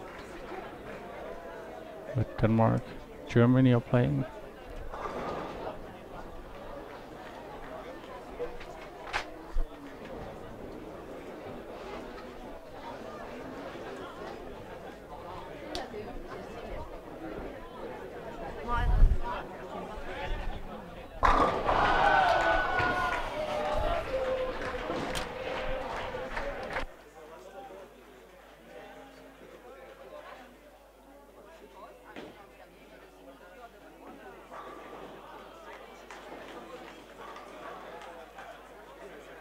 Germany is also striking on lane 17 and 18. Their closeout man can close out to 269. That would really help the Germans this game. The Danes should be really glad that Marcus put together a really nice game here, because there's a lot of nations that really put together a good score.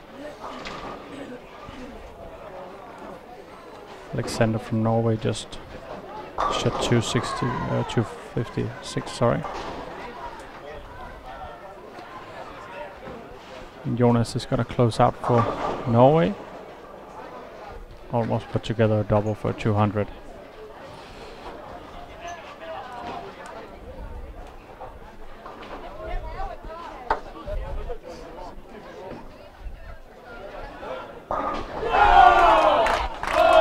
William Svensson is striking again, but you can hear it on the Swedish spectators. He's gonna shoot 278 with a strike in the last frame. And Sweden is gonna shoot 950. There's some really high scores in this game. Ukraine just put together a good score as well with 840.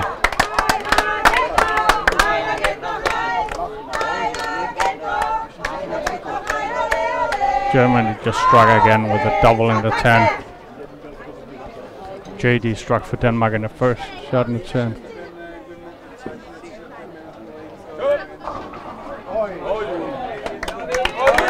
William Svensson is shooting 276. Really, really nice score.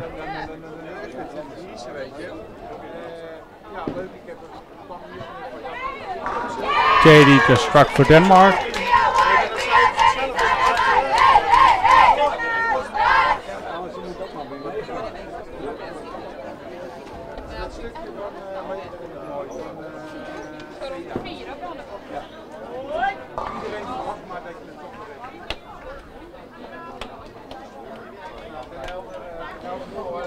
Scores are really high this game.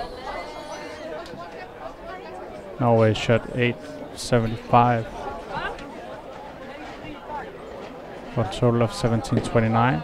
Sweden is a total of 1744. And the Netherlands are a total of 1756. So that's pretty close. But Denmark will retain the lead over those three nations.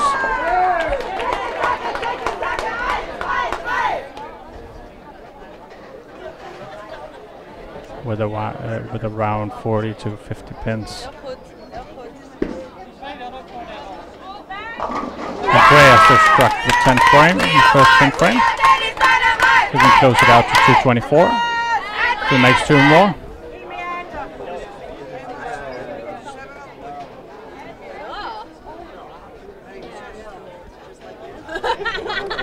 Felix Hübner just struck for Germany as well, and he's up for his second shot in the 10th. There it is, another one. So with the last strike, he's shooting 212. Germans with a really good score as well. Andreas is up for his second shot in the 10th. Really good kid. Really curious about bowling and really works hard to get better. And there it is, second strike in the 10th. Shooting a really nice score, Denmark also. Let's go! Let's go, Denmark! Let's go!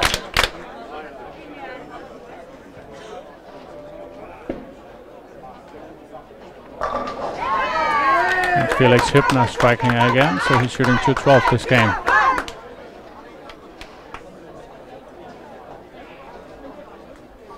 He's struggling a bit today.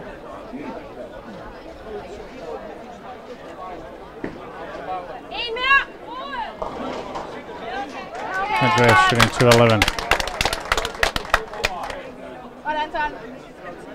Can also be a tough position that Felix is in, leading the all event going into today. Might be something he wasn't prepared for.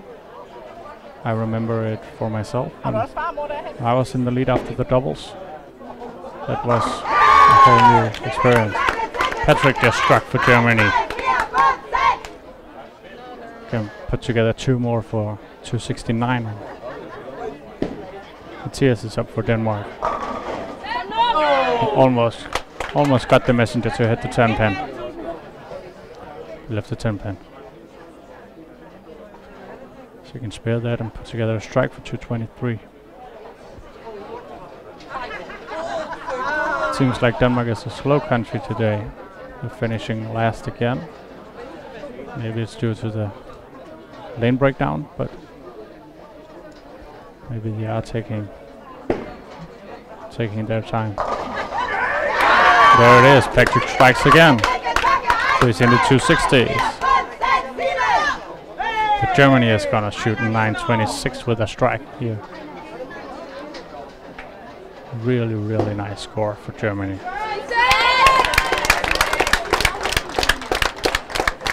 Good comeback after a tough start. They're gonna be in 705. 1705. And Denmark is gonna be 1813 if Matthias strikes this one for 922 this game.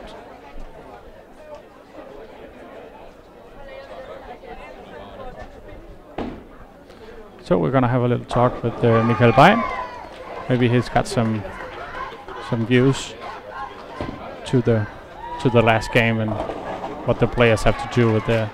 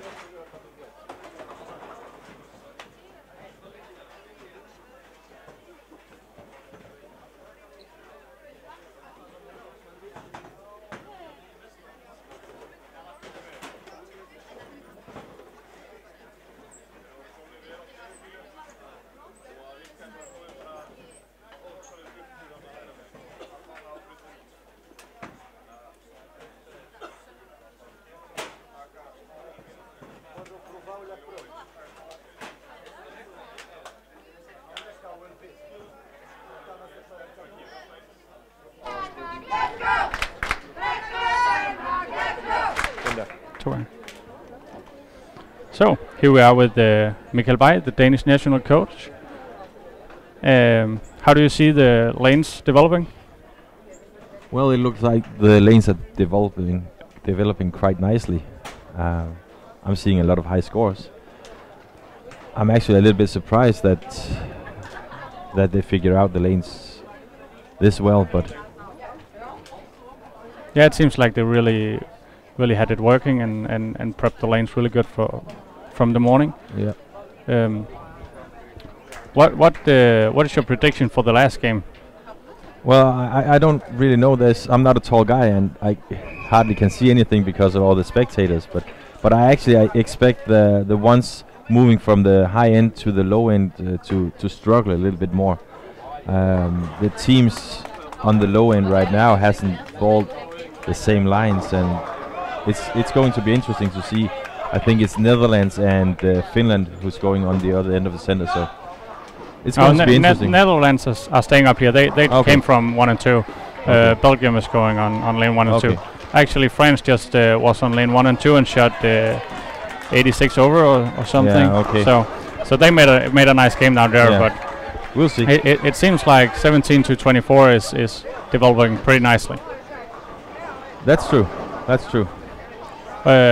What would you see from the players doing? What would you if you were coach right now? What would you get your players to do? I would just say keep calm and throw it the same way. It looks like the transition is pretty predictable, so they shouldn't run into that big problems. But we'll see. Everything can happen in team matches, and maybe there'll be a second transition that's going to make him harder. But I don't think so. I think they're going to keep the scoring pace. Yeah, so you have the experience for coaching the youth team before, That's so right. so you know how the transition works and how the minds of the young people works. So Well, it's more of the minds, I think, because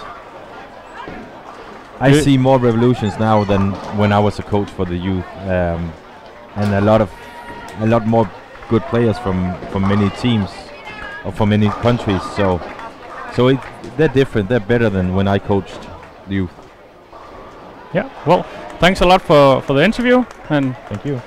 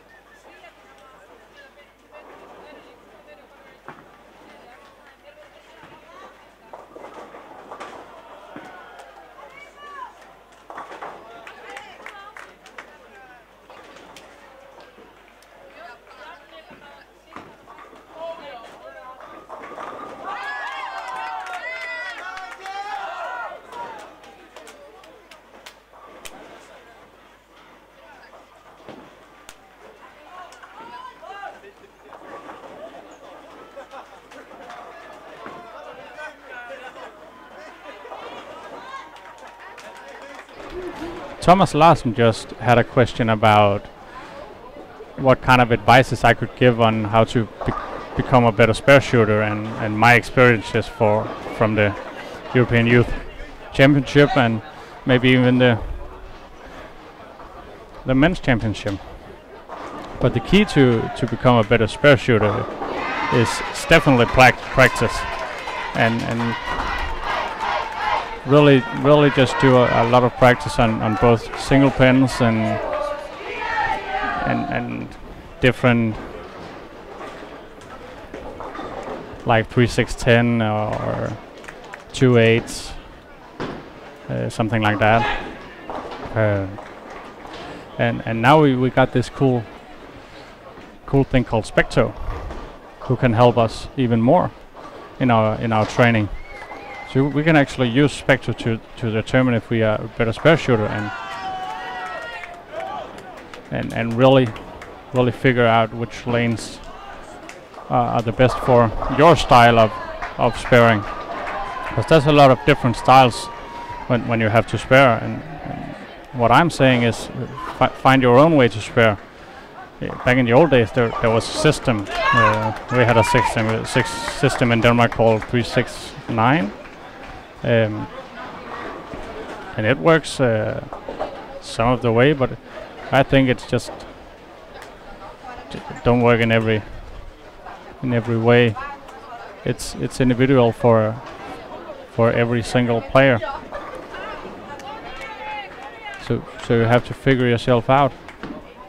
I know I ball a lot with Thomas, and he spares straight up, almost no matter what pin he has. He's just straight at it, and I'm the opposite. I'm from the right side to the left side, and the left side to the right side, so I'm crossing the lanes a lot more. But I have my own system, and the way I do it. And I know if I got the 10 pin, depends on if I'm playing a long oil, a short oil, or medium oil. I know I have to stand at that spot, and if I deliver it at my target, I'll hit it every time. And if I got the 7 pin, it's a different place I'm standing, and that's something I've practiced a lot. And it can change if you're drifting. Change if your drifting changes over the years, your spare game is gonna change also. So you have to be constantly over your spare game to be a good spare shooter. And I know Thomas, who's the best bowler in Denmark. He's working on it every week, and he's using Spectral right now to be a better spare shooter. So,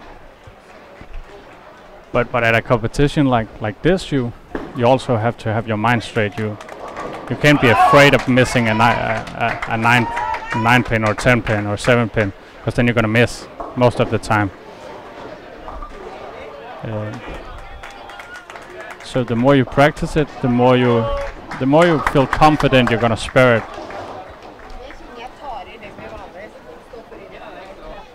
And the easier it will get. I've played the European Youth Championship 3 times in Finland, Sweden, and France, Paris, and that was definitely some different experience. The first one I had in Finland was my first, so it was pretty nerve-wracking and couldn't really. Well, I actually played decent the doubles and finished 4th with Paul, 4 pins behind the 3rd spot.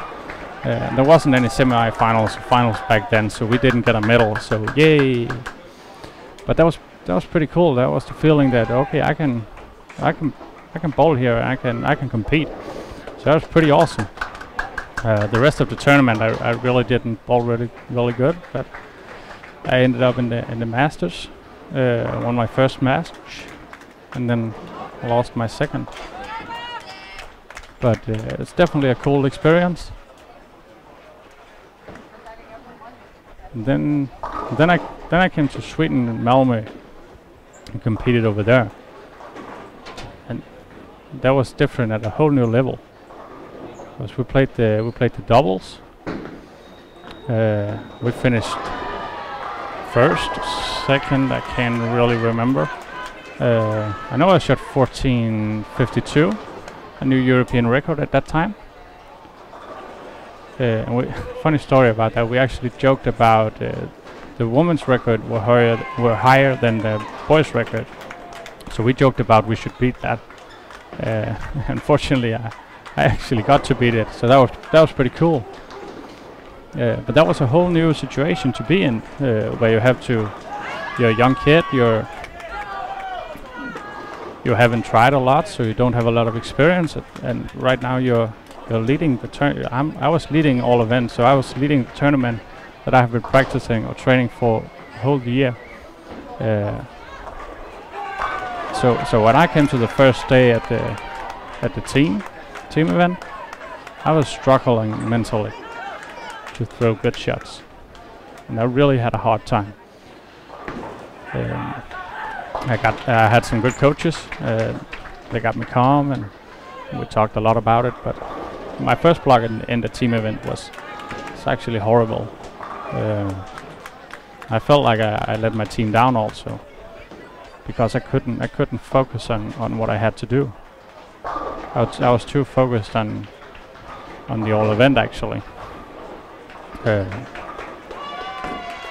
But I wanted to win the team event, no questions about it.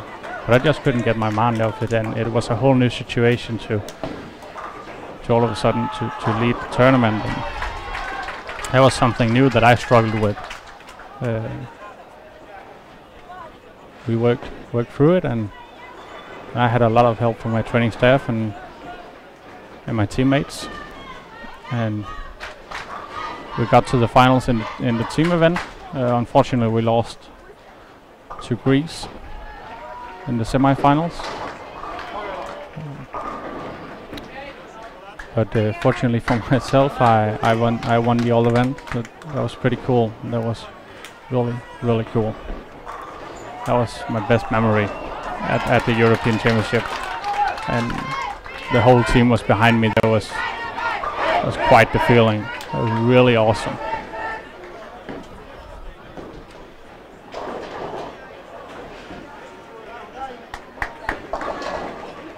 So I really know when you're mentally disturbed and you're feeling nervous, and it's a whole new situation. It can be hard to deal with. But it really helped me a lot. It was a great experience, and I've taken that to my senior tournaments. Really taking that experience. Right now I'm actually struggling a bit to the championships at the moment, so I probably have to dig a little deeper the next time if I'm going to Hong Kong to compete for the Men's World Championship. But got a lot of practice before that, and hopefully I can draw from my experience for earlier competitions.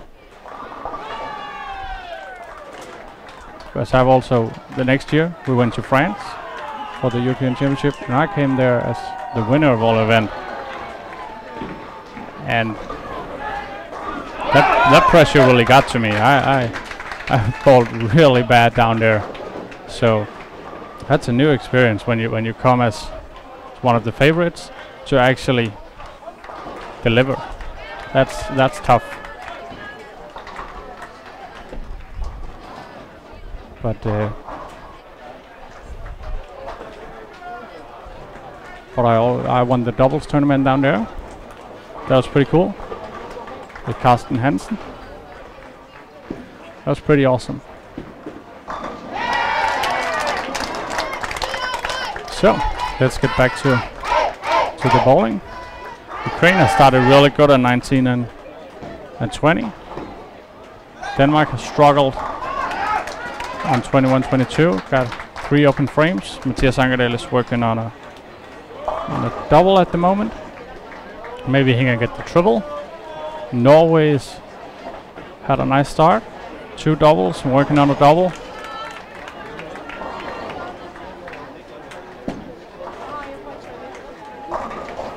Mathias got a messenger on the 10 pin there to set up Denmark nicely for the 4th frame.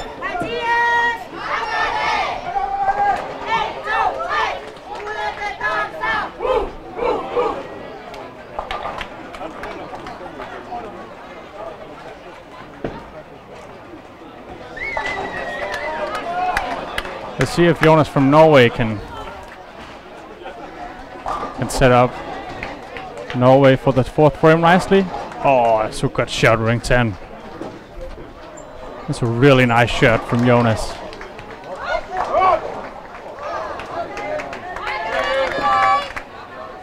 Netherlands has had a decent start. 3-bagger and 1 open through the first 3 frames.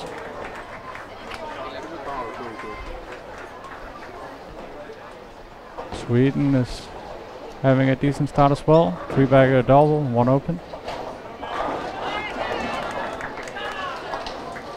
It's William Svensson who struggled a bit the 2 first frames here. Just struck there. Maybe he's back in it and he's lined up.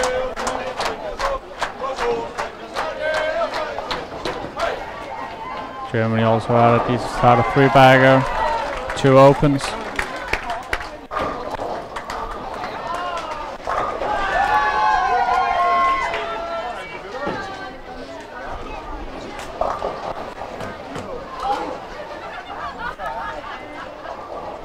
Let's see France here.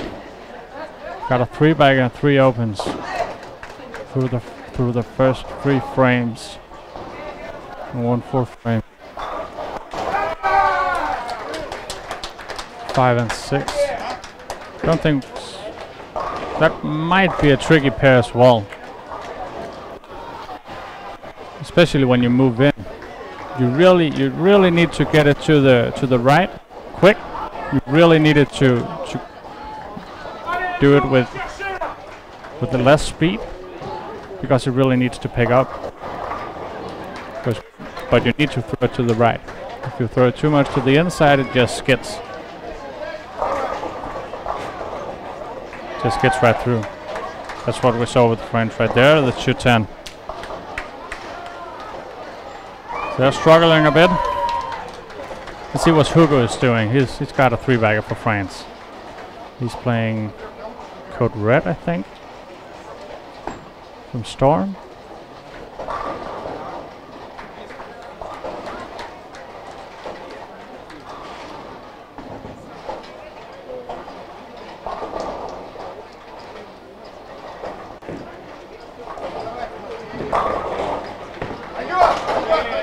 Seems like the scores are a bit lower this game than the second game. There's not that many that's really shooting high scores team-wise. There are some individuals here and there.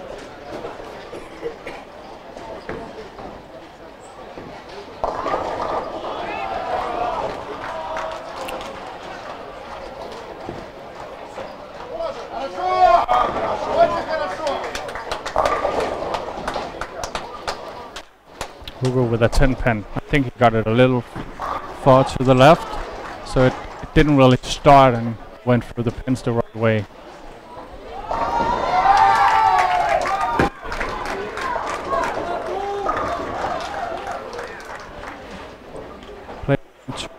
Belgium is struggling a bit, but 3 and 4 are actually having a nice game with a double and a 3-bagger.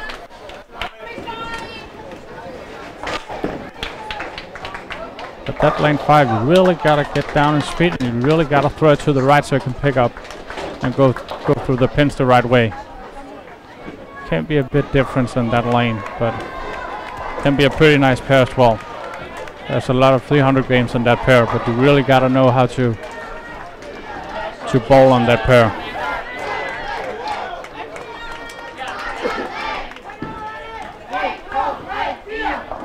I think Matthias just put together 4 strikes, and he did.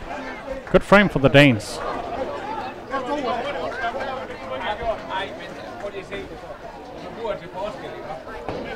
Finland is struggling as well. They got 2 doubles and 1 open frame. Norway with a little move over towards Denmark. Maybe they're competing. Trying to get to Denmark, but that's right back in your face. Strike from Marcus. Got a 3-bagger. It's a 3-bagger from Norway as well. Maybe there's a little competition between Norway and Denmark right there.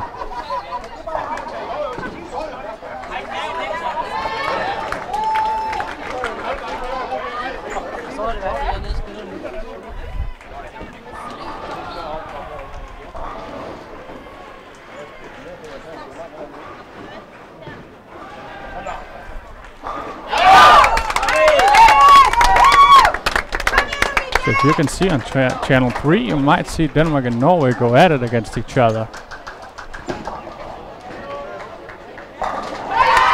There's Denmark with another strike for JD.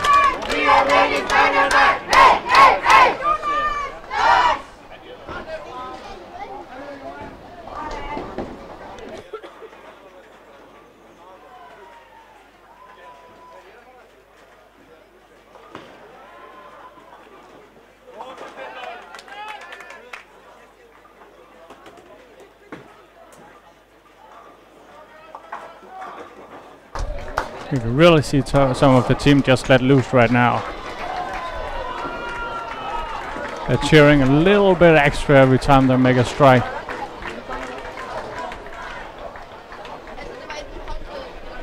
Really, really showing some excitement. Czech Republic are actually throwing a really good game right now. They got a lot of strikes. They're playing on 7 and 8. They're working on a 5-bagger, a double, a strike, and a 3-bagger through the first 5 frames.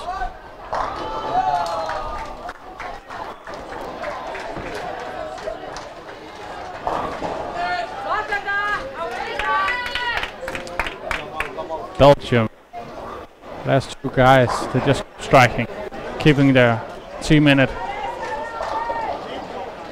They're really having a hard time getting the ball to read France on lane 5 and 6. You can really see that the teams bowling on those lanes haven't really played with a lot of service from the outside. So you really gotta get your tempo down and really get the ball to read to get through the pins the right way.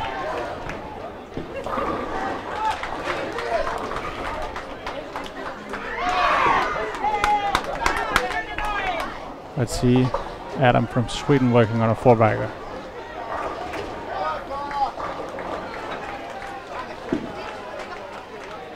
Looks good. There it is, 5-bagger.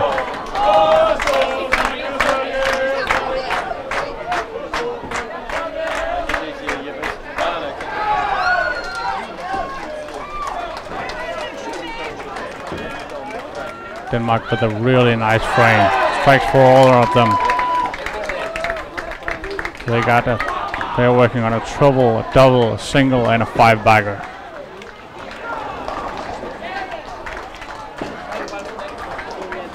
They've really made good adjustments to the first 2 frames.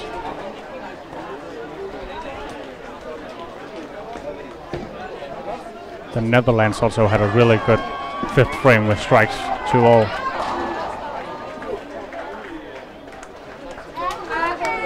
Marcus with a high 479. Strikes for Norway. Double for the lead-out man.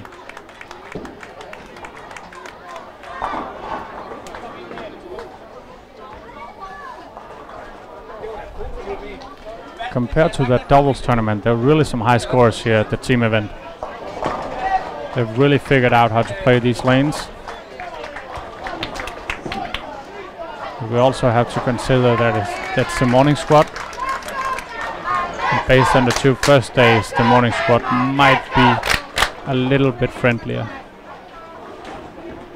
than the afternoon squad.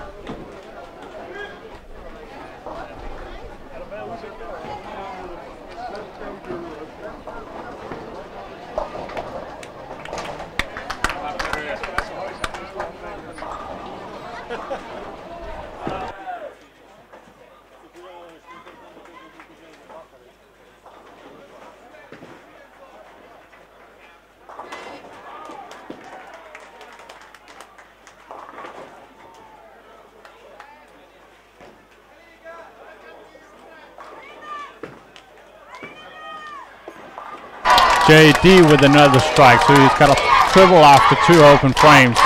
Really, really good comeback from him. I believe he really likes to step up here and show his team that he can do the same as they can.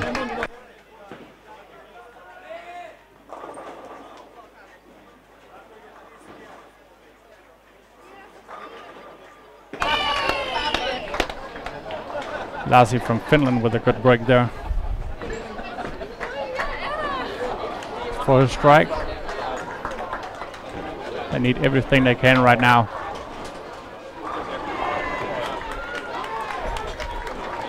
To make the situation better for tomorrow. Sweden got two guys there. They are striking and 2 guys who are struggling.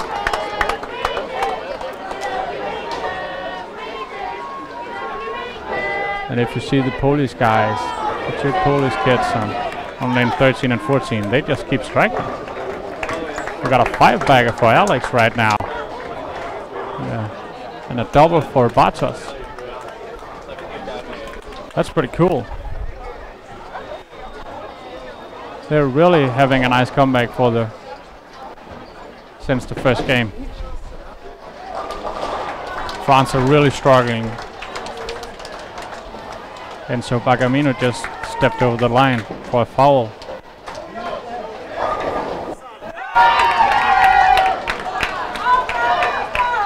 Iceland is trying to get a good score here.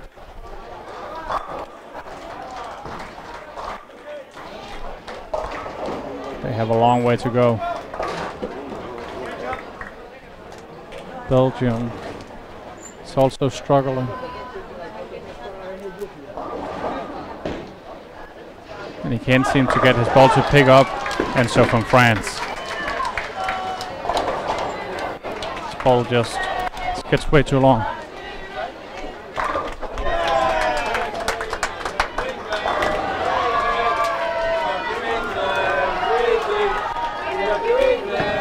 Let's see Germany here. They're struggling a bit. Patrick, their closeout guy, just working on a 3-bagger. 2 spares and a 3-bagger. Let's see if he can make it 4 here. They really need it.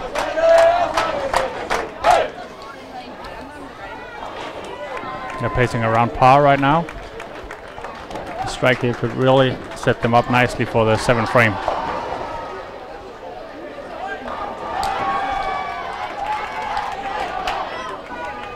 Lane 14.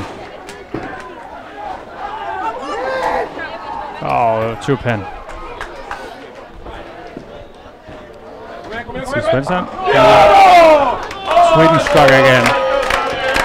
Adam just got a 6-bagger. Oscar had a strike. Lucas had a strike.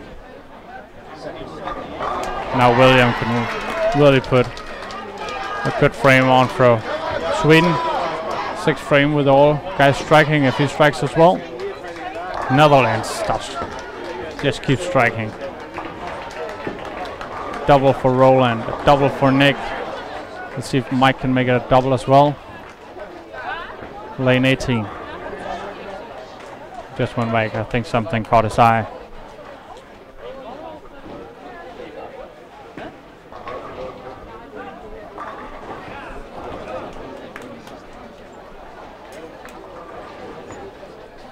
Seems like every person stopped actually down here. I didn't see what it was, but something actually. Oh, really nice strike from Italy. Really good break.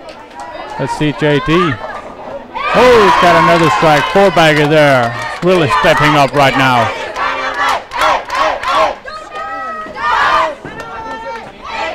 Let's see Mike Bellman as he's striking on lane 18. And he's excited.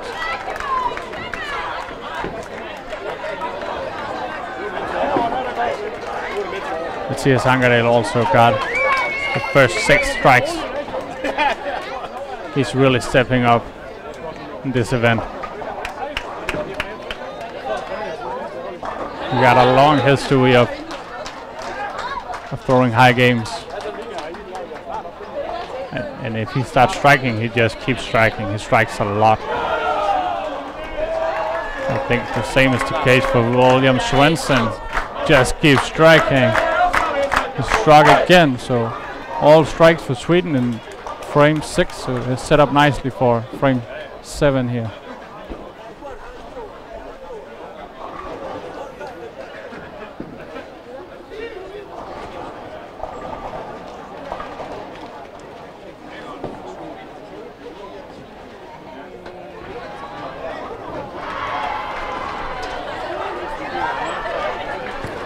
Fair from Bartos.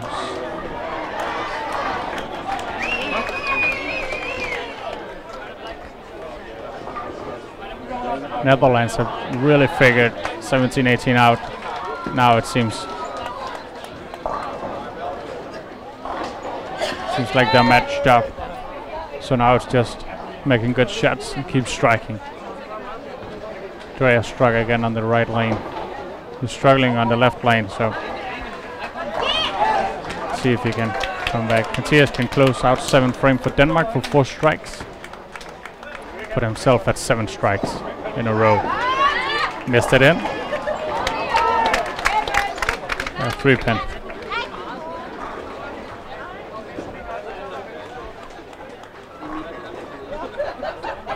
Norway is striking a lot right now as well. Got 2 3-baggers, a 4-bagger, and a single strike. So they're really working on some good stuff right now. And a strike there from George puts him at 4 strikes in a row.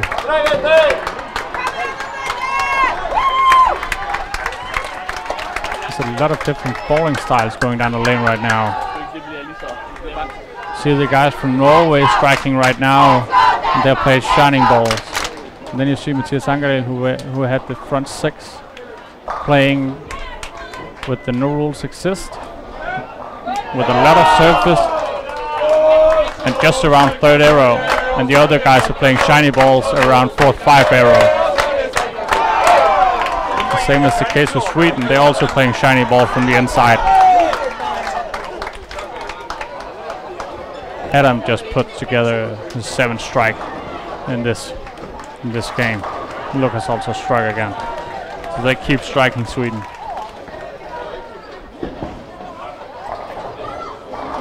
See if Oscar can put together a double as well. Ronan just struck for Netherlands for a triple. A 3-bagger. See if Nick can do the same for there also. There it is. Oscar for a double.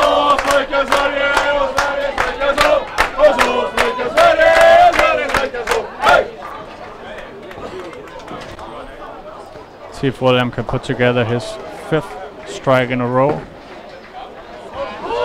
So the Sweden go back to back 4 strikes for the team.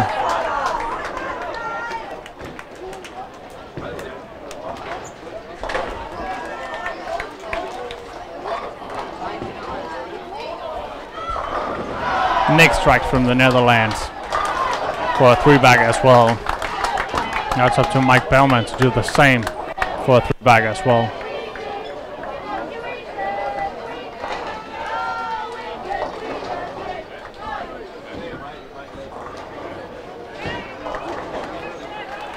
Let's see what William Swenson can do on lane 15. Can he do it again?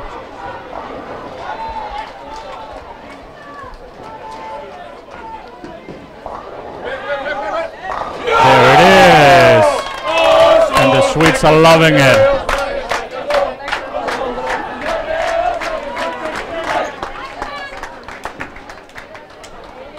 Coming with an 8.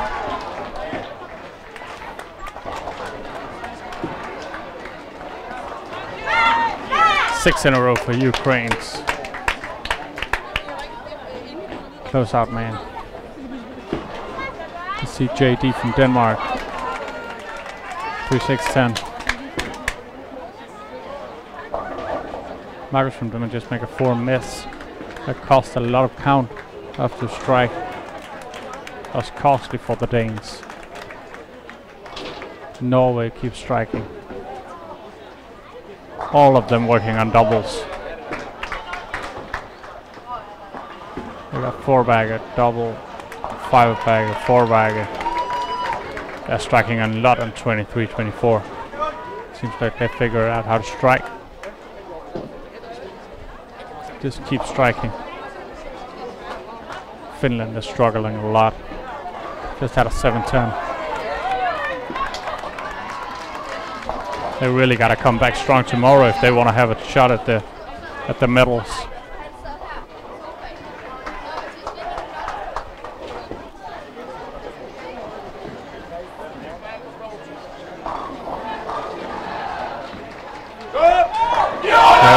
Sweden keeps striking, and he looks right at the Netherlands. Maybe we got a little fight here as well between Sweden and Netherlands.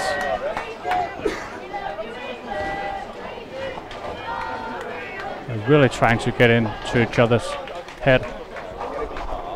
They're really showing some excitement every time they strike.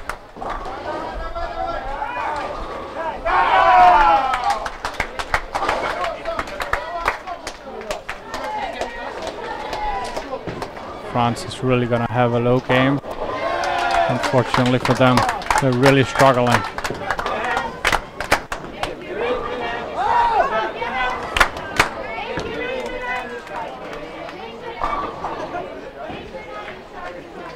Let's see if Adam can put together 8 in a row. There it is. 8 in a row, and the Swedes are loving it as well.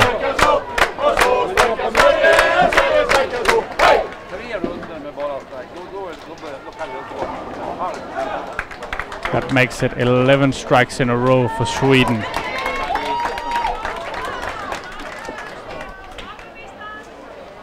They have really figured out the lanes, and they're really delivering. The Danes are really struggling with the left lane, it seems.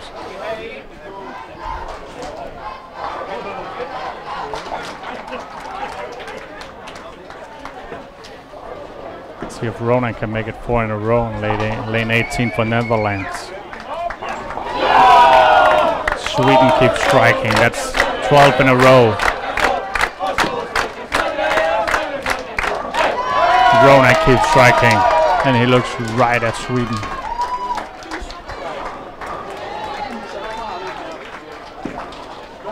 Oscar made his 3rd strike for Sweden. So William can close out yet another frame where all guys strikes. And for his 6th strike in a row. And he can make Sweden 13 strikes in a row. They are really delivering right now. Really showing up. And at the right time.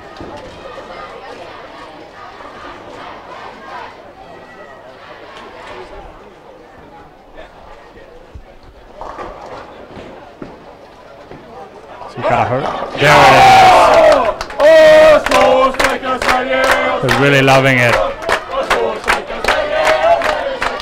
They keep striking Sweden.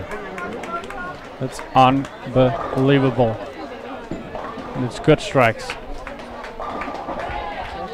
They are really delivering at a high level right now. Norway strikes. Jonas just got 5 split to end Norway's momentum. Oh, almost picked it up.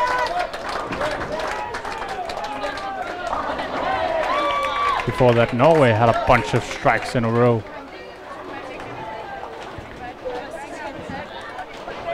They were also up to 13 strikes in a row on Norway.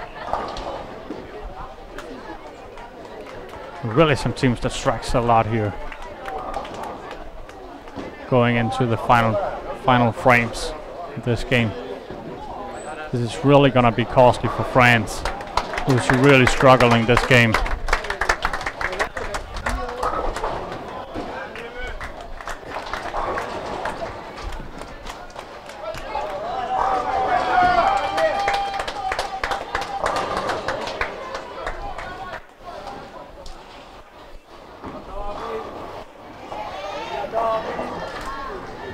Belgium as well is also struggling and shooting way under par. So the prediction Mikael Bay came with became true. Those who were playing on the lower end would have it difficult. At least it seems that way. The scores are way lower than the higher end at the moment. Lucas from Sweden got a 10 pin, so the streak stops at 13 for Sweden. Same number as Norway. Marcus Christensen from Denmark just hit the gutter. That's 4 miss. Let's see if he can pull himself together and pick it up. Spare. There it is. That's a really important spare right there. Both score-wise and mentally.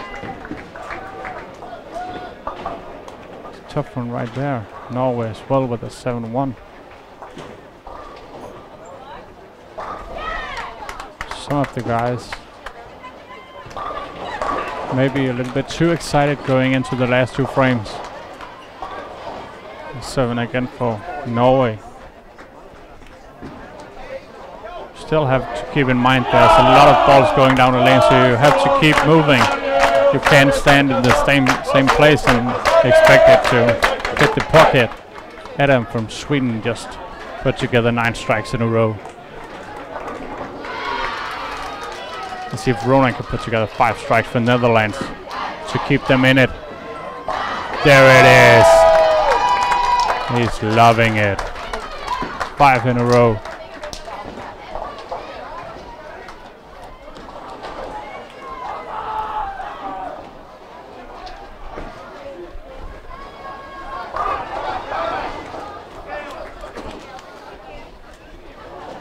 Let's see if I can get some interviews with some of the guys, some of the leading teams.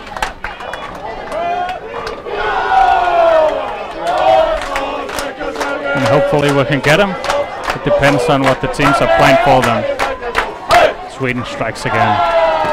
Maybe they have to get back to the hotel to get some rest and be ready for tomorrow, but we hope to get a quick comment for some of the guys.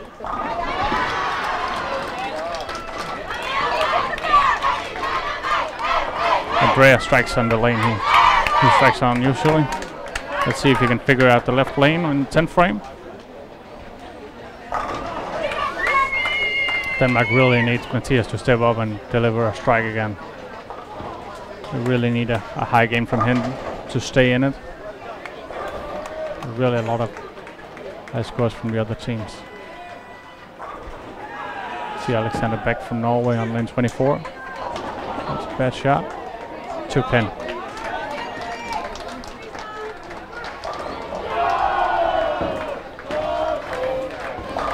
William Svensson from Sweden strikes again. They are really on fire this game. See Mathias Angerel from Denmark, and he strikes again. Really important from Denmark, and he's fired up. Really exciting. They know they gotta keep striking to keep up with the other teams.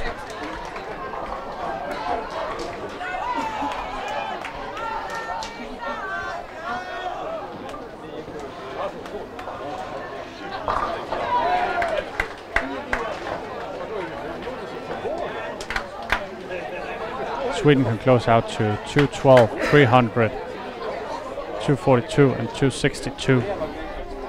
They only got the 10 frame left.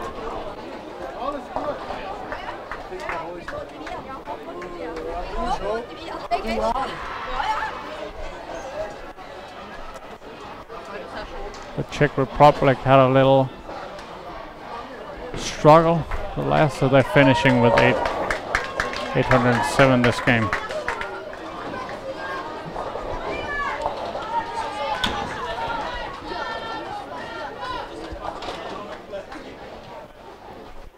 Belgium 7-1 and have a total of 23, 40, 45.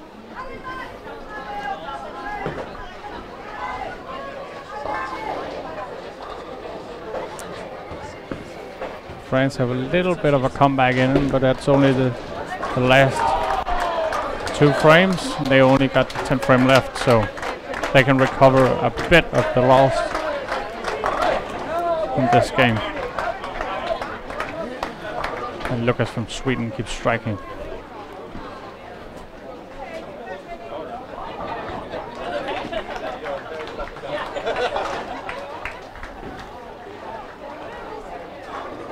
Finland can't seem to figure this out, actually. There's not a lot of strikes, and well, they're filling frames, but still, when you have so many non-strikes, you will have open frames, and they do. And Lucas keeps striking from Sweden. They're really putting together a massive performance in this game.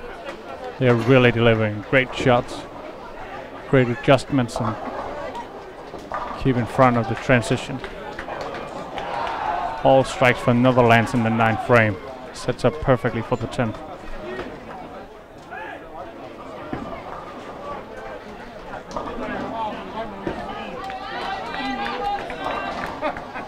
The Danes are really struggling on the left lane, but Marcus put together a double and an 8. Put himself at 175. It's a good mentally comeback for him for the last 2 frames. Who were really tough. Norway didn't have a strike in the 9th.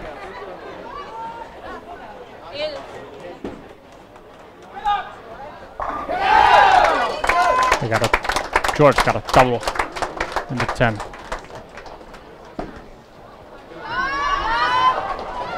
JD from Denmark just put together a strike. So he got a double now. He can close out for 218. That would be really important for Denmark if they got that one. Let's see Sweden. Adam is working on 9 strikes. He just got 5. So that's the end of his streak. And that silences the supporters from Sweden.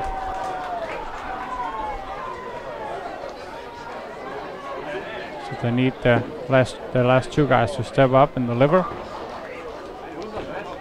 to give them the best possible opportunity before tomorrow. Brent just strike for Netherlands to give himself a double and can strike out to 239. Close to a spare though, Adam. A 263 to him, for him. Netherlands can put together a really great score as well this game if they can keep the strikes coming in the 10th frame. We just got a ring 10. That's 228 for him with the spare.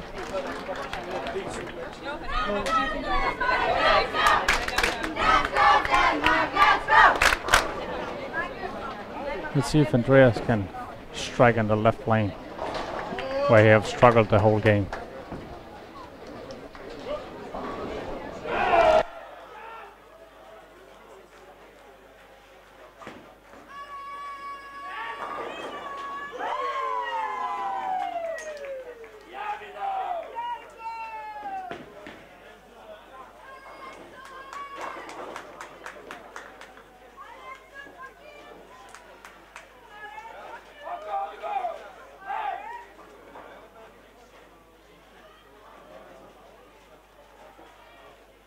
Andreas got the 9 pin, it was really close.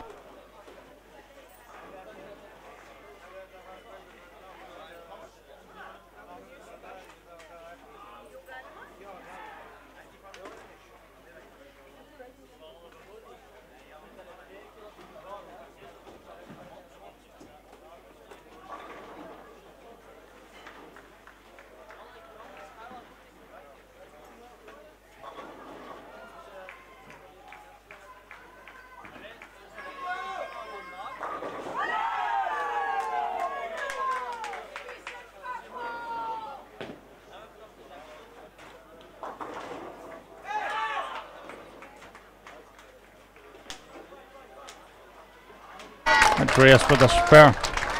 So it's on channel 2. We're gonna have the interviews if we can get some of the teams to take their time to come have a little chat with us about today's bowling. Oscar with 231 for Sweden. It could be a really big score for for Sweden. Ronald got the low 223 with a strike in the last on the last ball.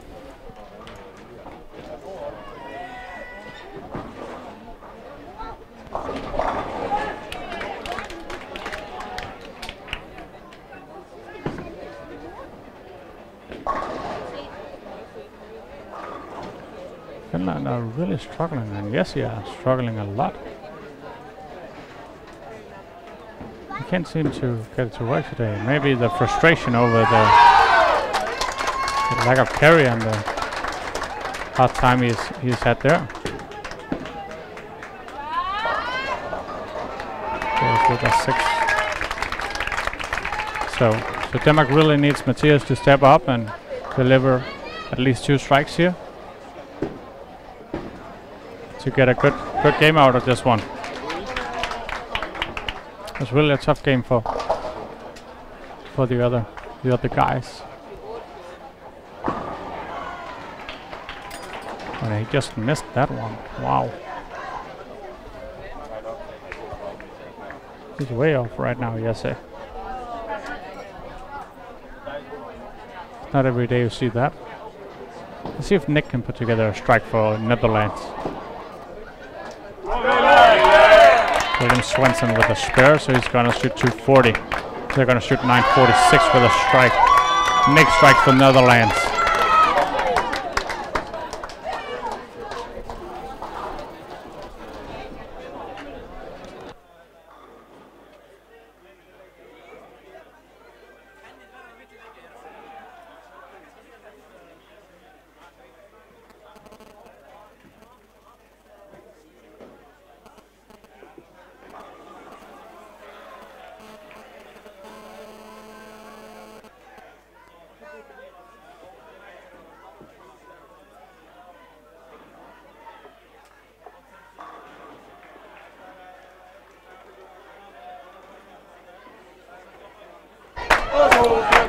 As soon as Sweden finished here and all the lanes are done, we're going to have a chat with Sweden. They have agreed to come talk to us, so we'll have them on channel 2 as soon as the bowling is over.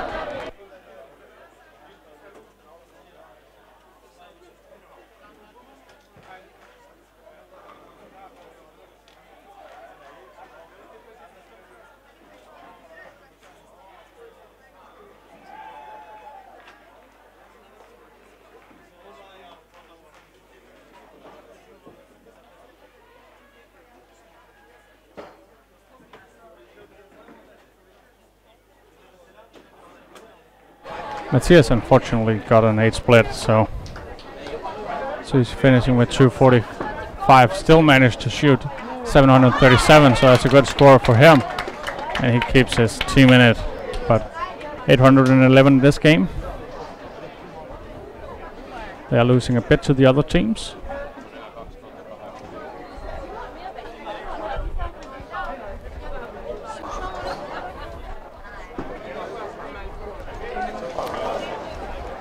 Sweden with a total of 27-19.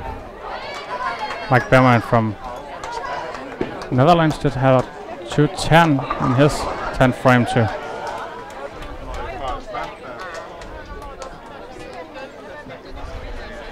finish their game. Let's see if he can pick it up.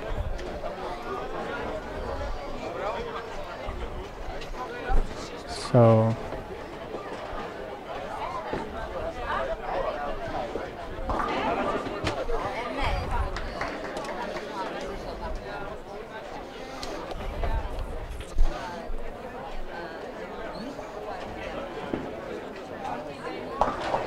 Mike Berman didn't convert.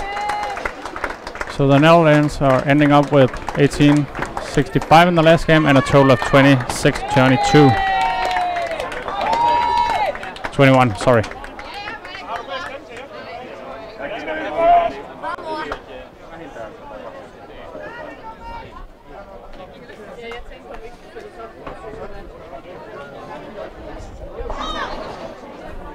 Let's see what Norway is finishing up with. The last shot here, which is that's it. So they're finishing this game off with a 9:42 and a total of 26:71. That's a pretty good score right there. Denmark with a total of 26:24. So pretty close for tomorrow. Really close for tomorrow. It's going to be really exciting to see the finish of this. And I would expect Finland to show up tomorrow and compete for a spot in top 4 as well. So even though they're 140 behind, I still see them have a shot at it.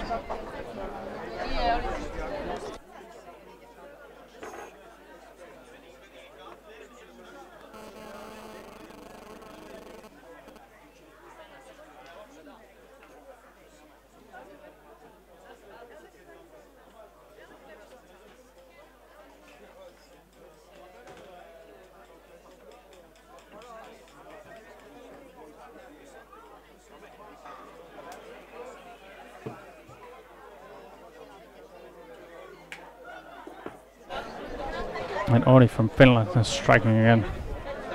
And finish it for 2:30.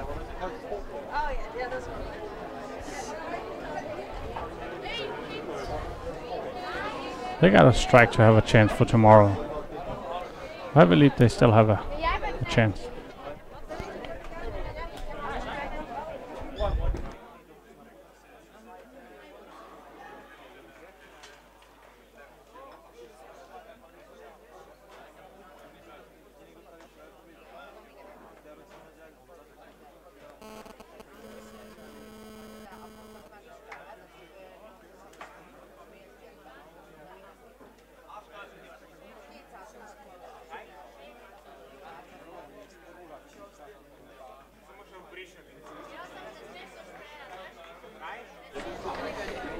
And Finland strikes again.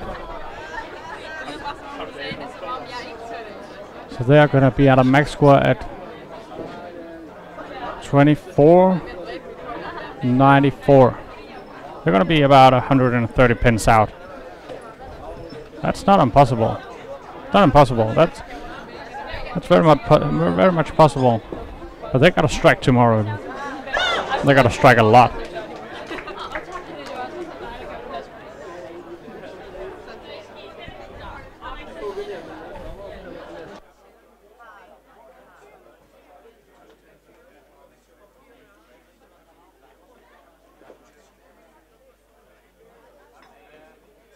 And remember, on Channel 2 we're gonna have a little interview with the Swedish team. They can tell us a bit how that day went. I'll see if maybe I can catch Norway as well. They had the time.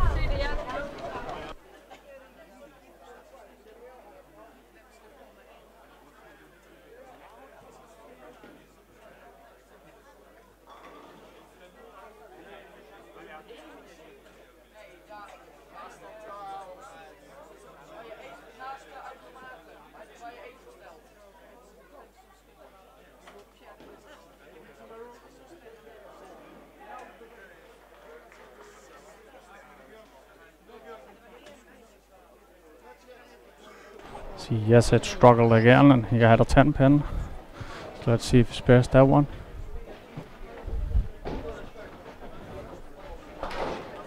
He spares that.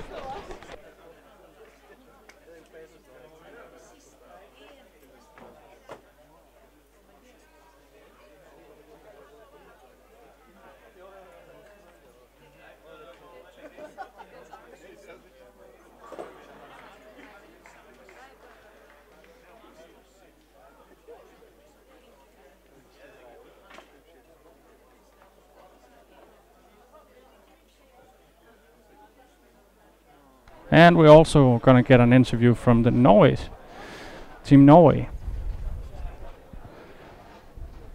So Channel 2, right after these last two shots, right here. So we got Ukraine finishing off really nicely with a 2:68. and a total of 24.54. And yes, it's definitely not too happy with a 3 in this. This is final shot, so no, it's definitely not what he was looking for.